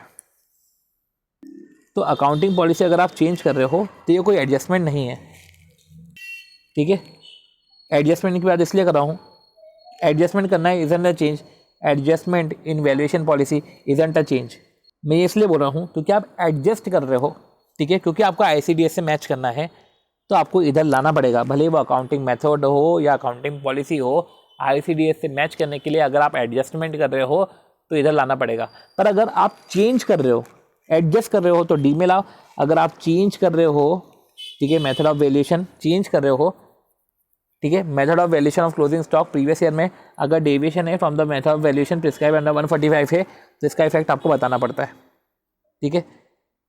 अब देखो change is permissible only for the tax purpose, क्या बोला है कि change is permissible only for tax purpose when, ये जो चेंज इन अकाउंटिंग पॉलिसी है ये only for tax purpose permissible है व्हेन, अगर ये चेंज बोनाफाइड है, ठीक, change is permissible only for tax purpose, वो टैक्स पर्पस के लिए ही चेंज होगा, ठीक है। अब ये चेंज तभी होगा जब चेंज बोनाफाइड है, बेटर प्रेजेंटेशन है, एज पर द लॉ है, और ये जो चेंज है वो रेगुलर और कंसिस्टेंट आगे फॉलो होगा, ठीक है। तो चेंज जो है वो बोनाफाइड है, बेटर है, एज पर द लॉ है, तो चेंज बोनाफाइड है, चेंज बेटर है, change as per the law है, बेटर प्रेजेंटेशन होगा और ये रेगुलरली आगे कंप्लाई होगा। तो change is permissible only for the tax purpose, सबसे पहले तो only for the tax purpose होगा। तो क्या है, 1 सेकेंड, हाँ, change is permissible only for tax purpose, कि सिर्फ टैक्स पर्पस के लिए ही ये चेंज होगा, और ये चेंज तभी होगा जब चेंज बोनाफाइड है, ठीक है, जब ये चेंज बोनाफाइड है, साथ ही साथ बोनाफाइड चेंज है और रेगुलरली और कंसिस्टेंटली अडॉप्ट हो रहा है, ये बोनाफाइड चेंज है और आगे जो चेंज है ना हम उसको रेगुलर और कंसिस्टेंटली इसको अडॉप्ट करेंगे। To comply with AS2 any change is done such change is bona fide. To comply, देखो अब क्वेश्चन था कि देखो अगर टू कंप्लाई विद AS2, आपको AS2 को कंप्लायंस करने के लिए कुछ चेंज कर रहे हो तो ये चेंज बोनाफाइड चेंज है ना, तो ये चेंज चलेगा, okay. In reference to 145A auditor is not required to change the method of valuation of purchases, क्या लिखा है, in reference to 145A auditor is not required to change the method of valuation of purchases sales inventory which is regularly employed by the SSE। तो इन reference to 145A ये बोलता है कि auditor की कोई जरूरत नहीं है, auditor is not required, auditor को जरूरत ही नहीं है to change the method of valuation for purchase sale, उसको मेथड ऑफ वैल्यूएशन चेंज करने की जरूरत नहीं है, पर auditor is required to adjust the valuation for tax duty. तो वही तो लिखा हुआ है, change is permissible only for tax purpose, auditor is required to adjust the valuation for tax duty cess and fees actually paid और incurred by the SSE if the same has not already been adjusted। तो tax duty cess and fees के लिए जो already paid है, auditor is required to adjust the valuation, auditor is required to adjust the valuation for any tax duty cess और fee. तो auditor की जरूरत है, auditor is required to adjust the valuation ऐसे केस में उसको adjust करनी पड़ेगी evaluation for any tax, duty, cess और फीस एक्चुअली पेड और incurred by the SSC if the same had not already been adjusted. अगर उसको एडजस्ट नहीं करा ऑलरेडी तो auditor is required to adjust the valuation for tax, duty, cess. ठीक है, okay. तो change in the valuation of stock if there is a deviation from the method of valuation, तो effect भी आपको बताना पड़ता है। फिर क्या है, हमने 14 पॉइंट पढ़ लिए। ठीक है, अब 15 पॉइंट पर पढ़ते हैं। क्या बोल रहा है कि give the following particulars of the capital asset converted into stock in trade. Giving the following particulars of the capital asset converted into stock in trade. तो कोई से capital asset stock in trade में convert हुए तो description of capital asset, तो उसके बारे में डिस्क्रिप्शन कर दो। ठीक है, डेट ऑफ एक्विजिशन, किस डेट को ये एक्वायर करा है, तो date of acquisition. Cost of acquisition, किस कॉस्ट पे एक्वायर करा है। अमाउंट एट विच, तो हमने कैपिटल एसेट के बारे में बताया, डिस्क्रिप्शन दिया, उसका डेट ऑफ एक्विजिशन, किस तारीख को इसको एक्वायर करा गया है और किस कॉस्ट पे एक्वायर करा गया है। अमाउंट एट विच कन्वर्टेड, ठीक है, amount at which converted into stock in trade, amount at which converted into stock in trade. ठीक है, तो date of acquisition and cost of acquisition की देखो यार, पर्टिकुलर इस डेट पे था, ये इसके डेट ऑफ एक्विजिशन है, जैसे 1 लाख में इसने एक्वायर करा था और स्टॉक इन ट्रेड में कन्वर्ट करा रहा हो 5 लाख में, तो amount at which converted into stock in trade. चलो ये हो गया। 16 क्या बोलता है, इस पर कोई क्वेश्चन नहीं था। 16 ये बोलता है amount not credited to PNL, amount जो पीएनएल में क्रेडिट नहीं हुआ है। बीइंग ABCDE 5 चीज़ें। ठीक है, पहली चीज़ हो सकता है बीइंग, वो 27 के सेक्शन में आ रहा हो। Second, the proforma credit, drawback, refund of custom duty, ठीक है, रिफंड ऑफ सेल्स टैक्स। ठीक है, तो क्या है, बीइंग हो सकता है कि वो ड्यूटी ड्रॉबैक हो, ड्यूटी ड्रॉबैक हो। ठीक है, रिफंड ऑफ ड्यूटी हो। ठीक है, तो ड्यूटी ड्रॉबैक हो, ड्यूटी रिफंड हो। ठीक है, तो ड्यूटी ड्रॉबैक हो, ड्यूटी रिफंड हो, और रिफंड ऑफ सेल्स टैक्स। ठीक है, तो ड्यूटी ड्रॉबैक हो, ड्यूटी रिफंड हो। तो proforma credit, drawback, refund of duty of custom, excise, service tax और refund of sales tax, VAT. Where such credit, drawback और refund are admitted as due, तो कुछ रिफंड है और सामने वाले ने उसको एडमिट कर लिया है as due by the authorities concern. तो किसने करा है ड्यू एडमिट, अथॉरिटीज ने एडमिट करा है एज ड्यू। मतलब कि सिंपल सी बात है कि देखो, जो स्कोप में फॉलो हो रहा है सेक्शन 28 के, तो कुछ प्रोफॉर्मा क्रेडिट या ड्यूटी के रिफंड है जिसको एडमिट कर लिया है due by the authorities concern during the previous year, तो वो चीज़ें इधर आती है। मतलब कि मैंने अप्लाई करा रिफंड के लिए, अथॉरिटीज़ ने प्रीवियस ईयर तक उसको एडमिट कर लिया एज ड्यू, तो फिर ऐसे केस में मेरे को इधर रिकॉर्ड करना पड़ता है। तो ऐसे केस में अगर अमाउंट क्रेडिट नहीं है पीएनएल में तो फिर इधर लिखो। पर मेरे को बताओ कि अगर एप्लीकेशन मैंने करी मार्च में और ड्यू ही उसने अप्रैल की बात करा है, तो इधर तो वैसे पॉइंट आएगा नहीं। ये इधर तो पॉइंट तब आता है जब एप्लीकेशन भी तभी दी है और ड्यू भी तभी हो गया है।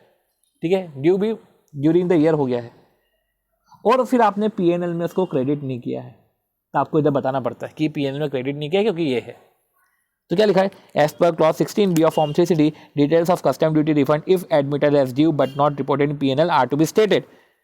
क्या लिखा है, if the assessee is following cash basis of accounting with reference to this item. अगर मेरे को बता, अगर assessee cash basis of accounting follow करती है, ठीक है, अगर assessee cash balance of accounting follow करते हैं, तो ऐसे केस में तो इधर बात ही नहीं आएगी ना, ड्यू की तो बात ही नहीं आएगी, क्योंकि एप्लीकेशन देने से तो वो रिकॉर्ड कर देंगे ही नहीं ना, क्योंकि एप्लीकेशन दी है, मैं cash basis of accounting follow करता हूँ तो मैं तो वैसे भी रिकॉर्ड नहीं करने वाला। ठीक है, ये तो वो है कि आपने एप्लीकेशन दे दी है, आपने उसको, ठीक है, आपने एप्लीकेशन दे दी है, उसको रिकॉर्ड भी कर लिया, पर फिर भी ये इधर नहीं आएगा, क्योंकि एप्लीकेशन देने के बाद सामने वाले का एडमिट होना भी जरूरी है। If the assessee is following cash basis of accounting with reference to this item it should be clearly brought out since acceptance of claim. ठीक है, ये तो एस्केलेशन क्लेम की बात कर रहा है, पर मैं आपको बता रहा हूँ कि अगर आपने एप्लीकेशन दी है तो आप तो वैसे भी इसको रिकॉर्ड नहीं करोगे। ठीक है, पर अगर आपकी एक्रूअल बेसिस ऑफ अकाउंटिंग है, आपने एप्लीकेशन दे दी, आपने एप्लीकेशन दे दी और ड्यू भी साल के पहले हो गया, तो अगर आप फिर ये क्लॉज नहीं लगता। ये तो क्लॉज तब लगता है जब ड्यू साल के बाद हो रहा हो और आपने P&L में इसको क्रेडिट नहीं किया हो तो बताना पड़ता है। एस्केलेशन क्लेम का भी यही है कि आप एस्केलेशन क्लेम, जैसे ड्यू को भी सामने वाले को एडमिट करना पड़ता है, ऐसे एस्केलेशन क्लेम को भी सामने वाले को एक्सेप्ट करना पड़ता है। तो एक्सेप्ट करा हो तो आप लिख लेना, क्योंकि ड्यू भी आपको मिलेंगे, रिफंड्स भी आपको मिलेंगे, एस्केलेशन क्लेम भी आपको मिलेगा। तो सिर्फ एस्केलेशन क्लेम देना ये कोई सफिशिएंट नहीं होता। तो यही बोला गया है कि अगर if assessee is following cash basis of accounting, अगर असेसी जो है आपने क्लेम के लिए एप्लीकेशन दी, ठीक है, अब अगर असेसी जो है cash basis of accounting follow करता है with reference to this item, it should be clearly brought out since acceptance of claim during the relevant previous year without actual receipt has no significance। तो ऐसे case में आपको it should be clearly brought out since acceptance of claim, since acceptance of claim। तो उस case में आपने application दी और आप कैश बेसिस भी फॉलो कर रहे हो, चलो ठीक है, उसने एक्सेप्ट भी कर ली, पर उसका एक्सेप्टेंस करना भी आपके फायदेमंद तो होगा नहीं ना, क्योंकि आप P&L में तो वैसे भी क्रेडिट नहीं करने वाले, ठीक है। तो it should be clearly brought out since acceptance of claim do not in relevant previous year without actual receipt has no significance. इसका कोई सिग्निफिकेंस ही नहीं है, उसके एक्सेप्टेंस करने का सिग्निफिकेंस ही नहीं है, क्योंकि आपको रिसिप्ट ही नहीं है जब आप cash basis of accounting follow कर रहे हो, ठीक है।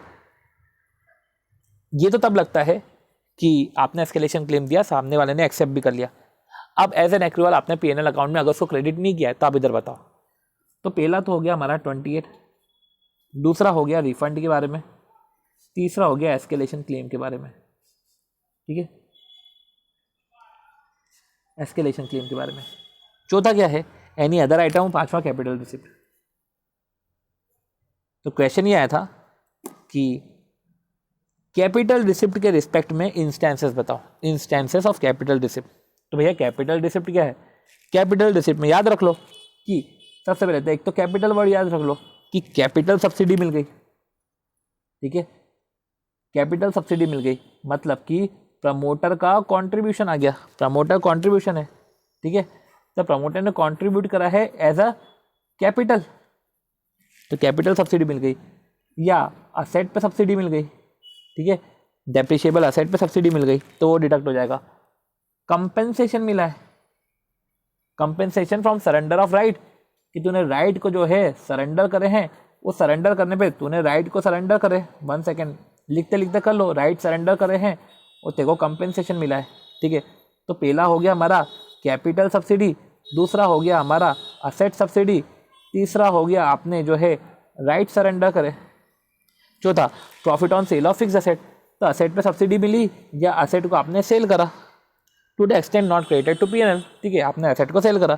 अब ऐसे केस में ऑडिट प्रोसीजर क्या होती है, क्योंकि ऑडिट प्रोसीजर को तो ऑडिटर को क्या देखना है, वही देखना है कि अमाउंट तो जो है क्रेडिट नहीं हुआ है P&L में due to capital receipt, amount credit नहीं हुआ P&L में due to capital receipt.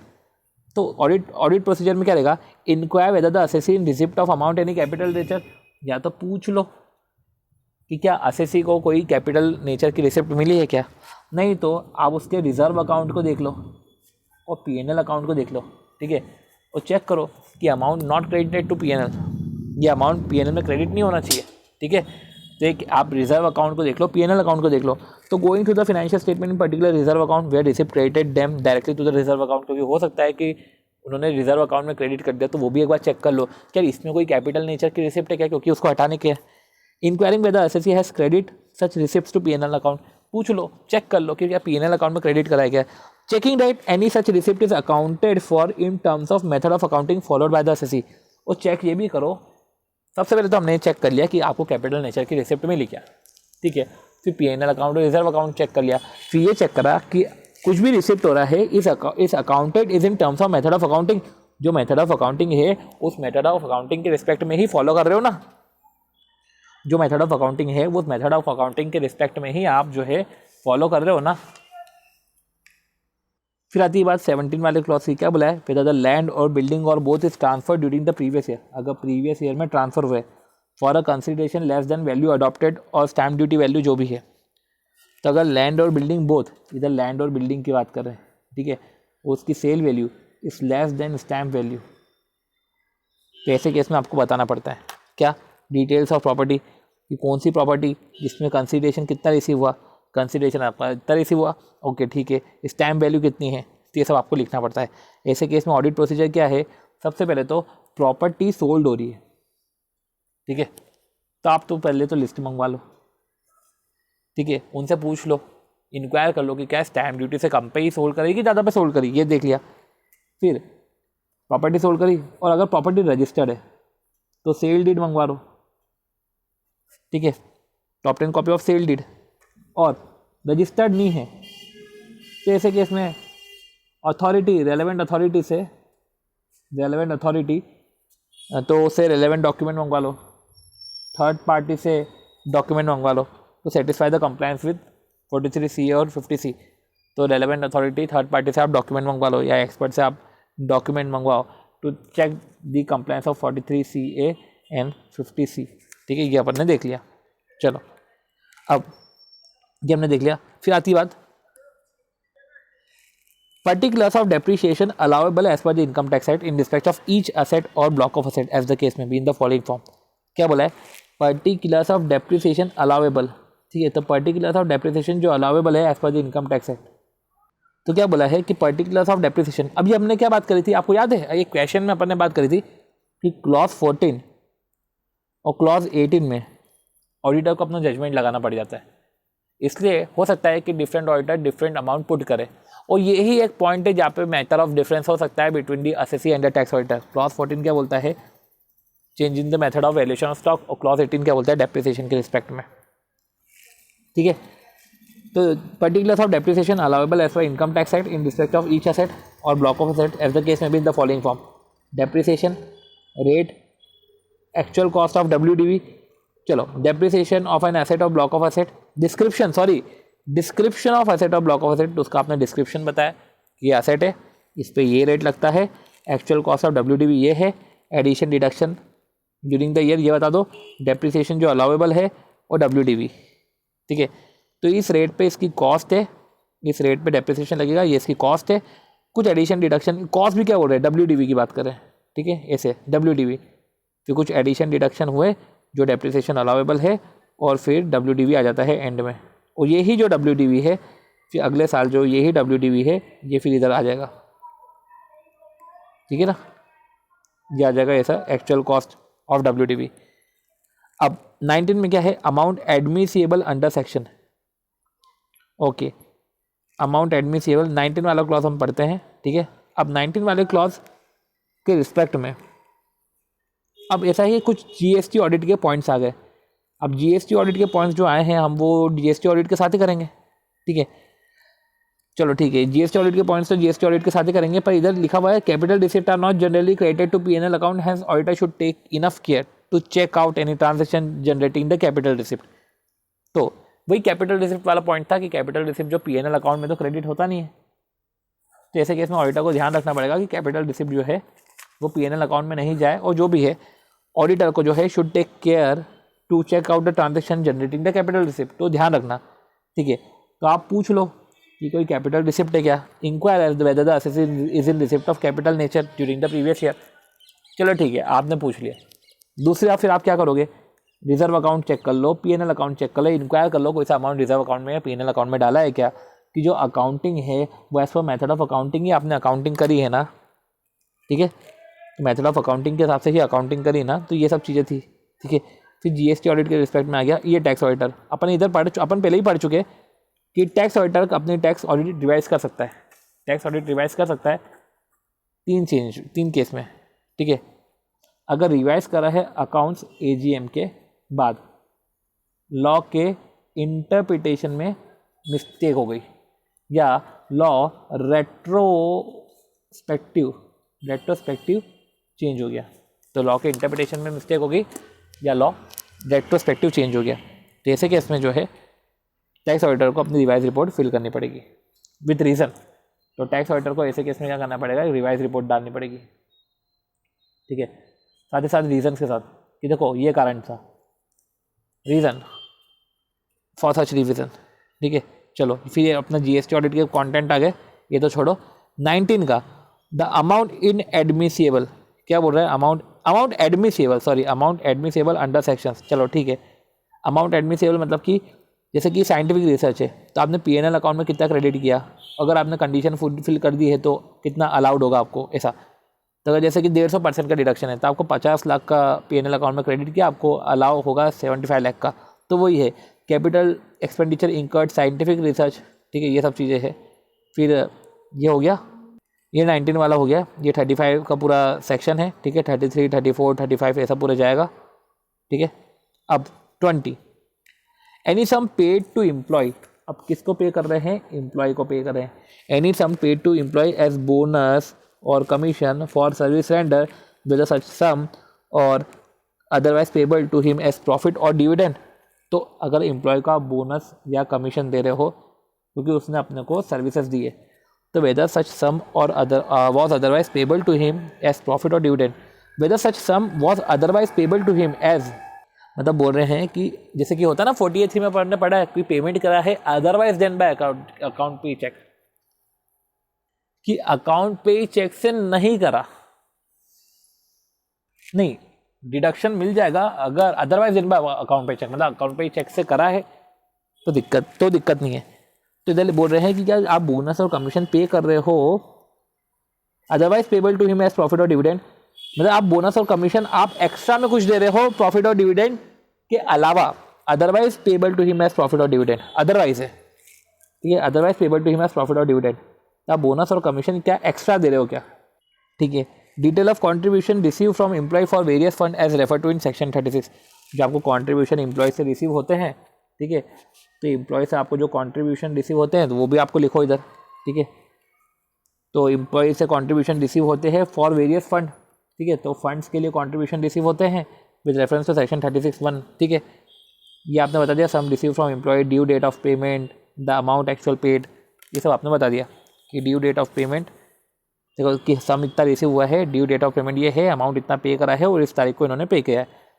Please furnish the details of amount debited to the P&L, आपको क्या फर्निश करना है, detail of amount debited to P&L, amount जो P&L में डेबिट हुआ है, being the nature of cap के नेचर P&L में डेबिट होगा, ये आपको बताना है, ठीक है। कैप के नेचर कैपिटल एक्सपेंडिचर, पर्सनल और एडवर्टीजमेंट एक्सपेंडिचर P&L में डेबिट हुए तो बताओ, ठीक है। जैसे कैपिटल एक्सपेंडिचर है, ठीक है, तो आप जब कैपिटल एक्सपेंडिचर, पर्सनल एक्सपेंडिचर और एडवर्टीजमेंट एक्सपेंडिचर, तो सच एक्सपेंडिचर डेबिट हुए हैं तो बताओ, तो पर्सनल एक्सपेंडिचर, एडवर्टीजमेंट एक्सपेंडिचर, ठीक है, ये P&L में डेबिट करे हो तो बताओ। अब ये तो हमने पढ़ लिया, क्या बोला है, ये नई चीज़ आ गई कैप के बाद, ये कैप के बाद ना एक्सेट्रा लिखा हुआ था, ये ध्यान अपन ने दिया, एक्सेट्रा भी है इसमें, ये भी ध्यान रखो।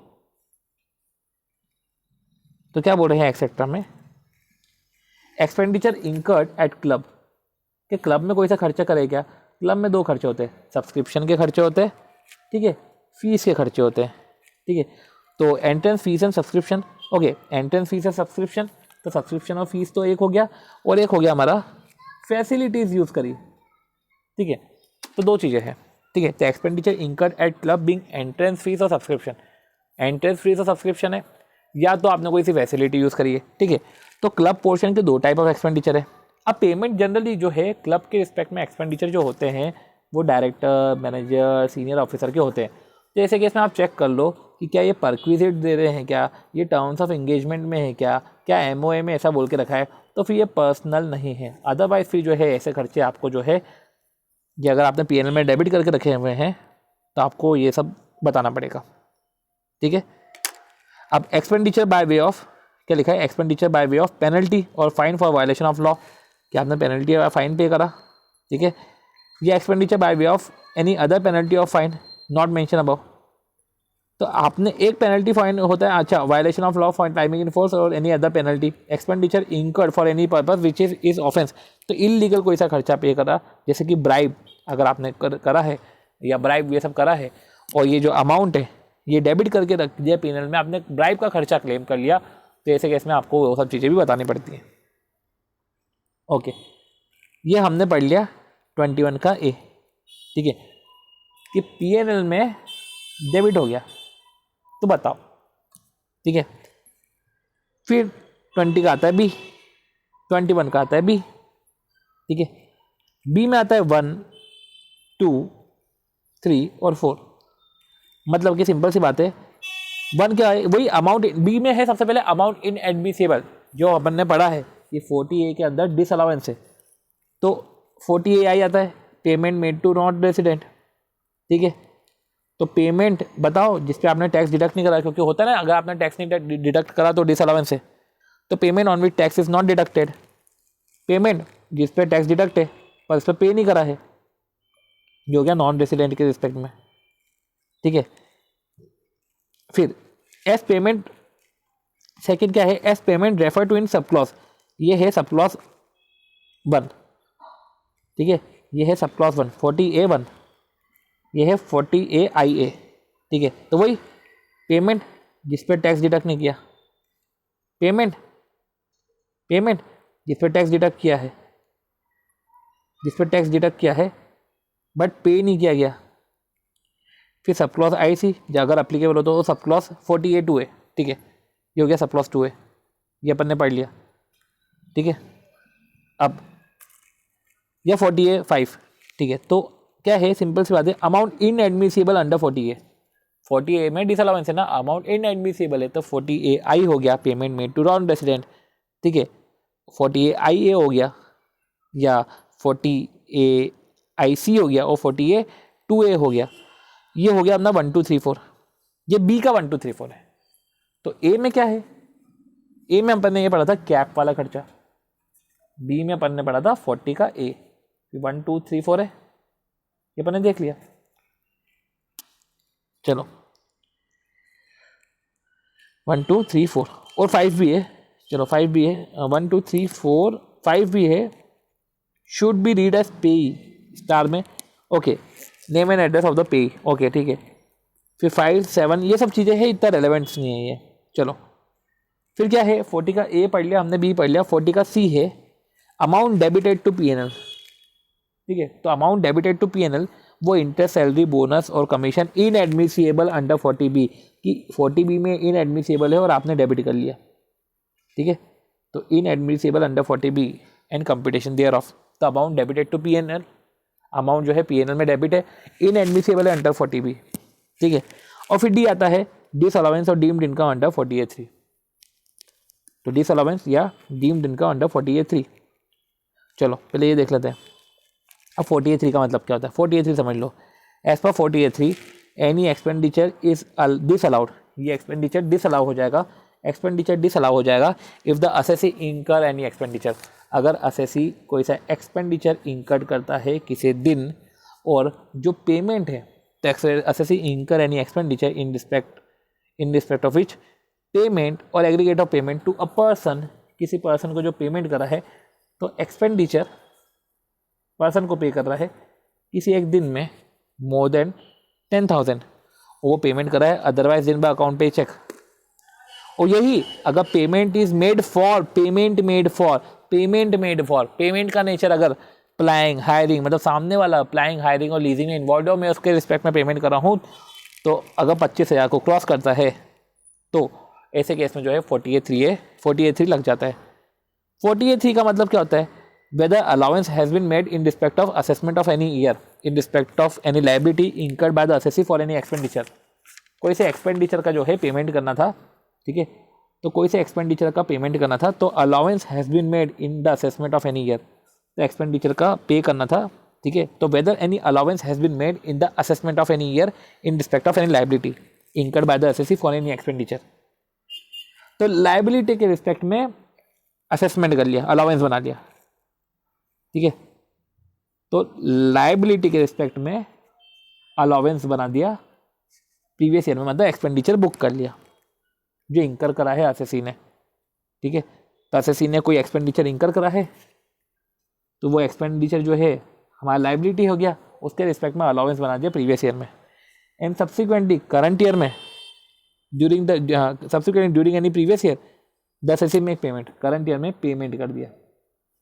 ठीक है, अदरवाइज देन बाय अकाउंट पे चेक, तो जब पिछले साल जब एक्सपेंडिचर बुक करा था तब तो आपने एक्सपेंडिचर को बुक कर लिया, क्योंकि अलाउंस कर लिया मतलब डेबिट कर लिया, क्योंकि लिखा हुआ है कि where any allowance has been made, allowance कर लिया मतलब डेबिट कर लिया। अब करंट ईयर में अगर आपने पेमेंट जो है अदरवाइज देन बाय अकाउंट पे चेक ड्राफ्ट से करा, तो ऐसे केस में वो डीम्ड इनकम हो जाएगा। तो payment so shall be deemed PGB and accordingly chargeable to income tax as income of subsequent year if the payment made to a person per day exceed 10,000 35,000।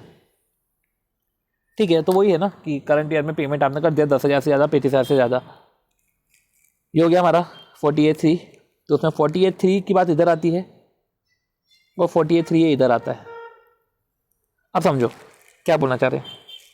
इधर ये है कि limit is 35,000 if payment is made for, अगर payment is made for plying hiring HPL, hiring plying and leasing के respect में payment हो रहा है, तो लिमिट 35,000 है।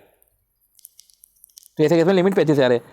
Parties having no bank account has payment made exceed 10,000 isn't cover in 6DD। कुछ चीज़ ये भी है कि हमने 48(3) और 48(3) के रिस्पेक्ट में रूल 6DD पढ़ा था, जहाँ पे एक्सेप्शन है, मतलब कि आप एक्सीड कर सकते हो 10,000 या 35,000, पर ऐसे केस में रूल 6DD के एक्सेप्शन आपको अट्रैक्ट होना चाहिए।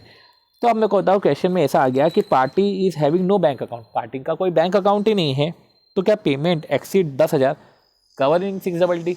तो पार्टी का बैंक अकाउंट नहीं है तो हमने पेमेंट 10,000 से ज़्यादा करा, तो ये 6DD में कवर नहीं है।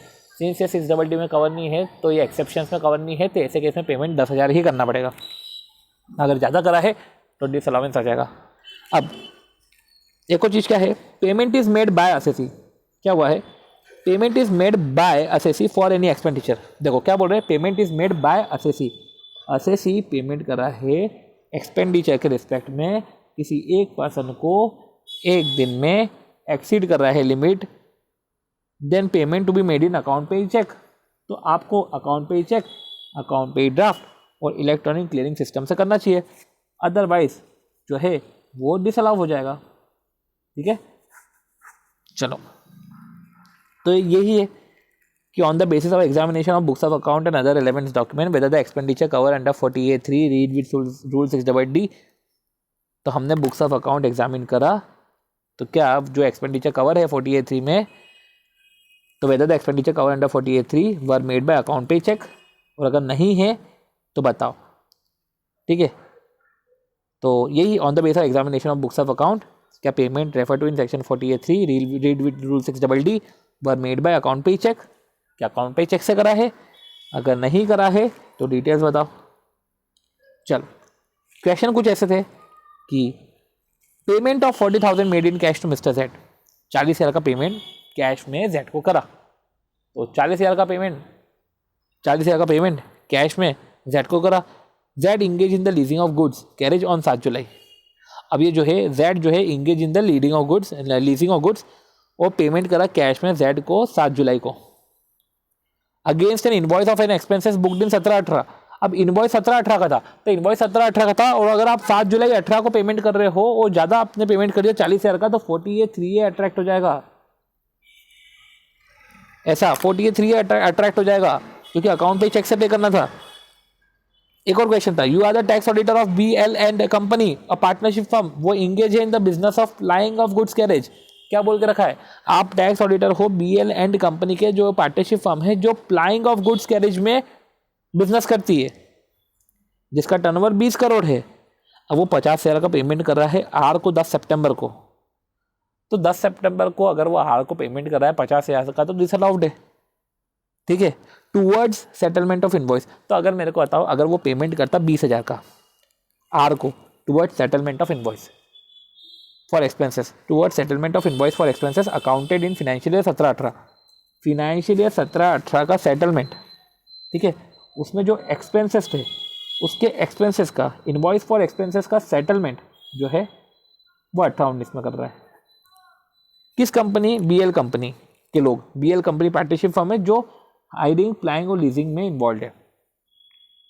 तो इधर जो है लिमिट, इधर लिमिट 35,000 नहीं होगी, इधर लिमिट 10,000 ही रहेगी।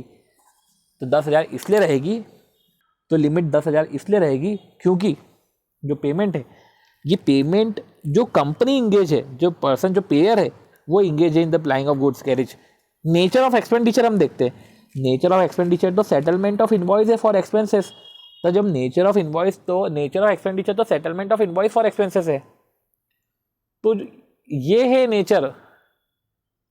और हमने पढ़ा था अगर एक्सपेंडिचर कर रहे हैं और एक्सपेंडिचर का नेचर है in case payment is made for plying, hiring and leasing, तो इधर पेमेंट उसके लिए थोड़ी ना कर रहे हैं, payment is made for settlement of invoices, तो ये हमने देखा। फिर आती बात provision for payment of gratuity not allowable, तो कोई पेमेंट ऑफ ग्रेचुइटी है नॉट अलाउेबल अंडर 47, क्योंकि हमने सब नॉट अलाउेबल वाले ही देख रहे हैं, ठीक है।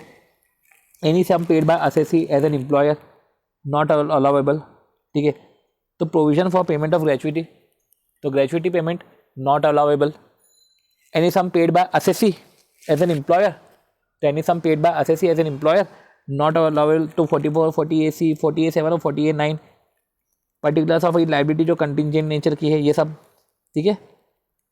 फिर अब देखो amount of interest in admissible, ठीक है, बाकी सब इतना रेलेवेंट नहीं है, पर जो है हमने 21 पॉइंट्स देख लिए, ठीक।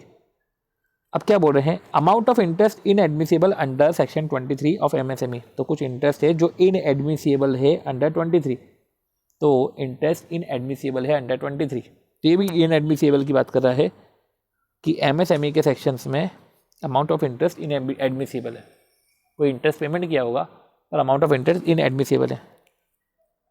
अब particulars of payment made to person specified in 48(2), आप पेमेंट कर रहे हो किसी पर्सन को जो स्पेसिफाइड है 48(2) में, और 48(2) में कौन से पर्सन स्पेसिफाइड है, रिलेटेड पर्सन स्पेसिफाइड है, तो अगर आपने कुछ पेमेंट करा है, ठीक है, स्पेसिफाइड अंडर 48(2), तो सारे पेमेंट आपको रिपोर्ट करने पड़ते हैं, पर्टिकुलर्स ऑफ पेमेंट बोला है तो सारे पेमेंट रिपोर्ट करने पड़ेंगे, ठीक है। अब क्या बोला है, it is of AO's opinion such expenditure is excessive और unreasonable then it is disallow, क्या बोलना चाह रहे हैं कि आपने पेमेंट करा है किसी पर्सन को स्पेसिफाइड है 48(2) में, तो एटलीस्ट आपको ये समझ में आ जाएगा कि रिलेटेड पार्टी को कितना पेमेंट हो रहा है। अब ये एओ के ऊपर है, it is of AO's opinion whether such expenditure is excessive और अनरीजनेबल, अगर वो एक्सेसिव और अनरीजनेबल है तो वो डिसअलाउ हो जाएगा, ठीक है। तो ऐसे केस में जो है एक्सेसिव और अनरीजनेबल है तो वो डिसअलाउ हो जाएगा। तो देखो क्या बोला है, अगर पेमेंट जो है वो एक्सेसिव है, एक्सेसिव का मतलब होता है ज़्यादा, और है अनरीजनेबल, अनरीजनेबल का मतलब होता है फालतू, तो ज़्यादा पे कर रहे हो या फालतू पे कर रहे हो, डिसअलाउड है।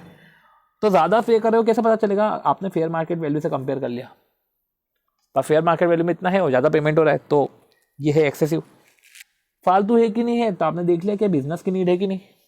दूसरा, benefit derive from such expenditure, जो भी आप बेनिफिट डिराइव कर रहे हो, तो वेदर द देखो क्या बिजनेस की ज़रूरत थी, क्या बेनिफिट डिराइव हो रहा है उस एक्सपेंडिचर से, तो मेरे को बताओ। अगर बिजनेस की नीड थी, ठीक है, अगर लेजिटिमेट नीड है बिजनेस की, अगर बिजनेस की लेजिटिमेट नीड है, अगर बिजनेस की लेजिटिमेट नीड है तो आप ये चेक कर लो, क्योंकि लेजिटिमेट नीड नहीं है और आप एक्सपेंडिचर कर लो तो ये डिसअलाउ हो जाएगा। और whether the benefit is derive from such expenditure, क्या बेनिफिट को मिल रहा है क्या उस एक्सपेंडिचर करने से, तो वो भी देख लो। तो अगर नहीं मिल रहा है तो एक्सपेंडिचर फालतू है, तो नीड और बेनिफिट देख लो। चलो फिर क्या बोला है, tax auditor find that entire export are to another firm, क्या बोला है, टैक्स ऑडिटर ने फाइंड किया है कि जो इंटायर एक्सपोर्ट है are to another firm in you, तो ऐसे केस में जो इंटायर एक्सपोर्ट है वो यू को करा है, ठीक है।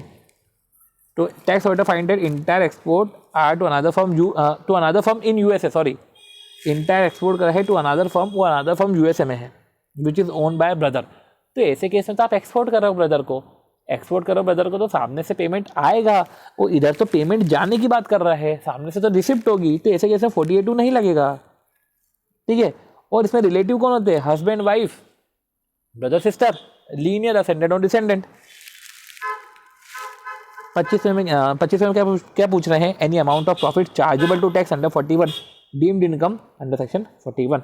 चलो ओके, अब तो इस तरीके से जो है हमने अप टू क्लॉज 25 पढ़ा है, राइट। अब अगले वीडियो में हम क्या करेंगे कि हमने जो क्लॉज 25 पढ़ा है, क्लॉज 25 से आगे का करेंगे, और कुछ अगर निमोनिक 3CD के मिलते हैं तो 3CD के बेटर निमोनिक्स के थ्रू जो है हम समझ लेंगे कि हम 25 को कैसे याद रखें। ओके, सो अब हम मिलते हैं हमारे अगले वीडियो में। Thank you. तो समझो कि जो सारे क्वेश्चन है, सारे क्वेश्चंस कवर्ड है, ठीक है। तो 25 तक के हमने क्लॉजेस कर लिए हैं, सारे वीडियोस और सारे अब जो है क्वेश्चन इसमें कवर्ड है, तो आपको अब ईज हो जाएगा। और वैसे भी अगर आप नहीं भी करोगे तो अब चलेगा, ठीक है। ओके।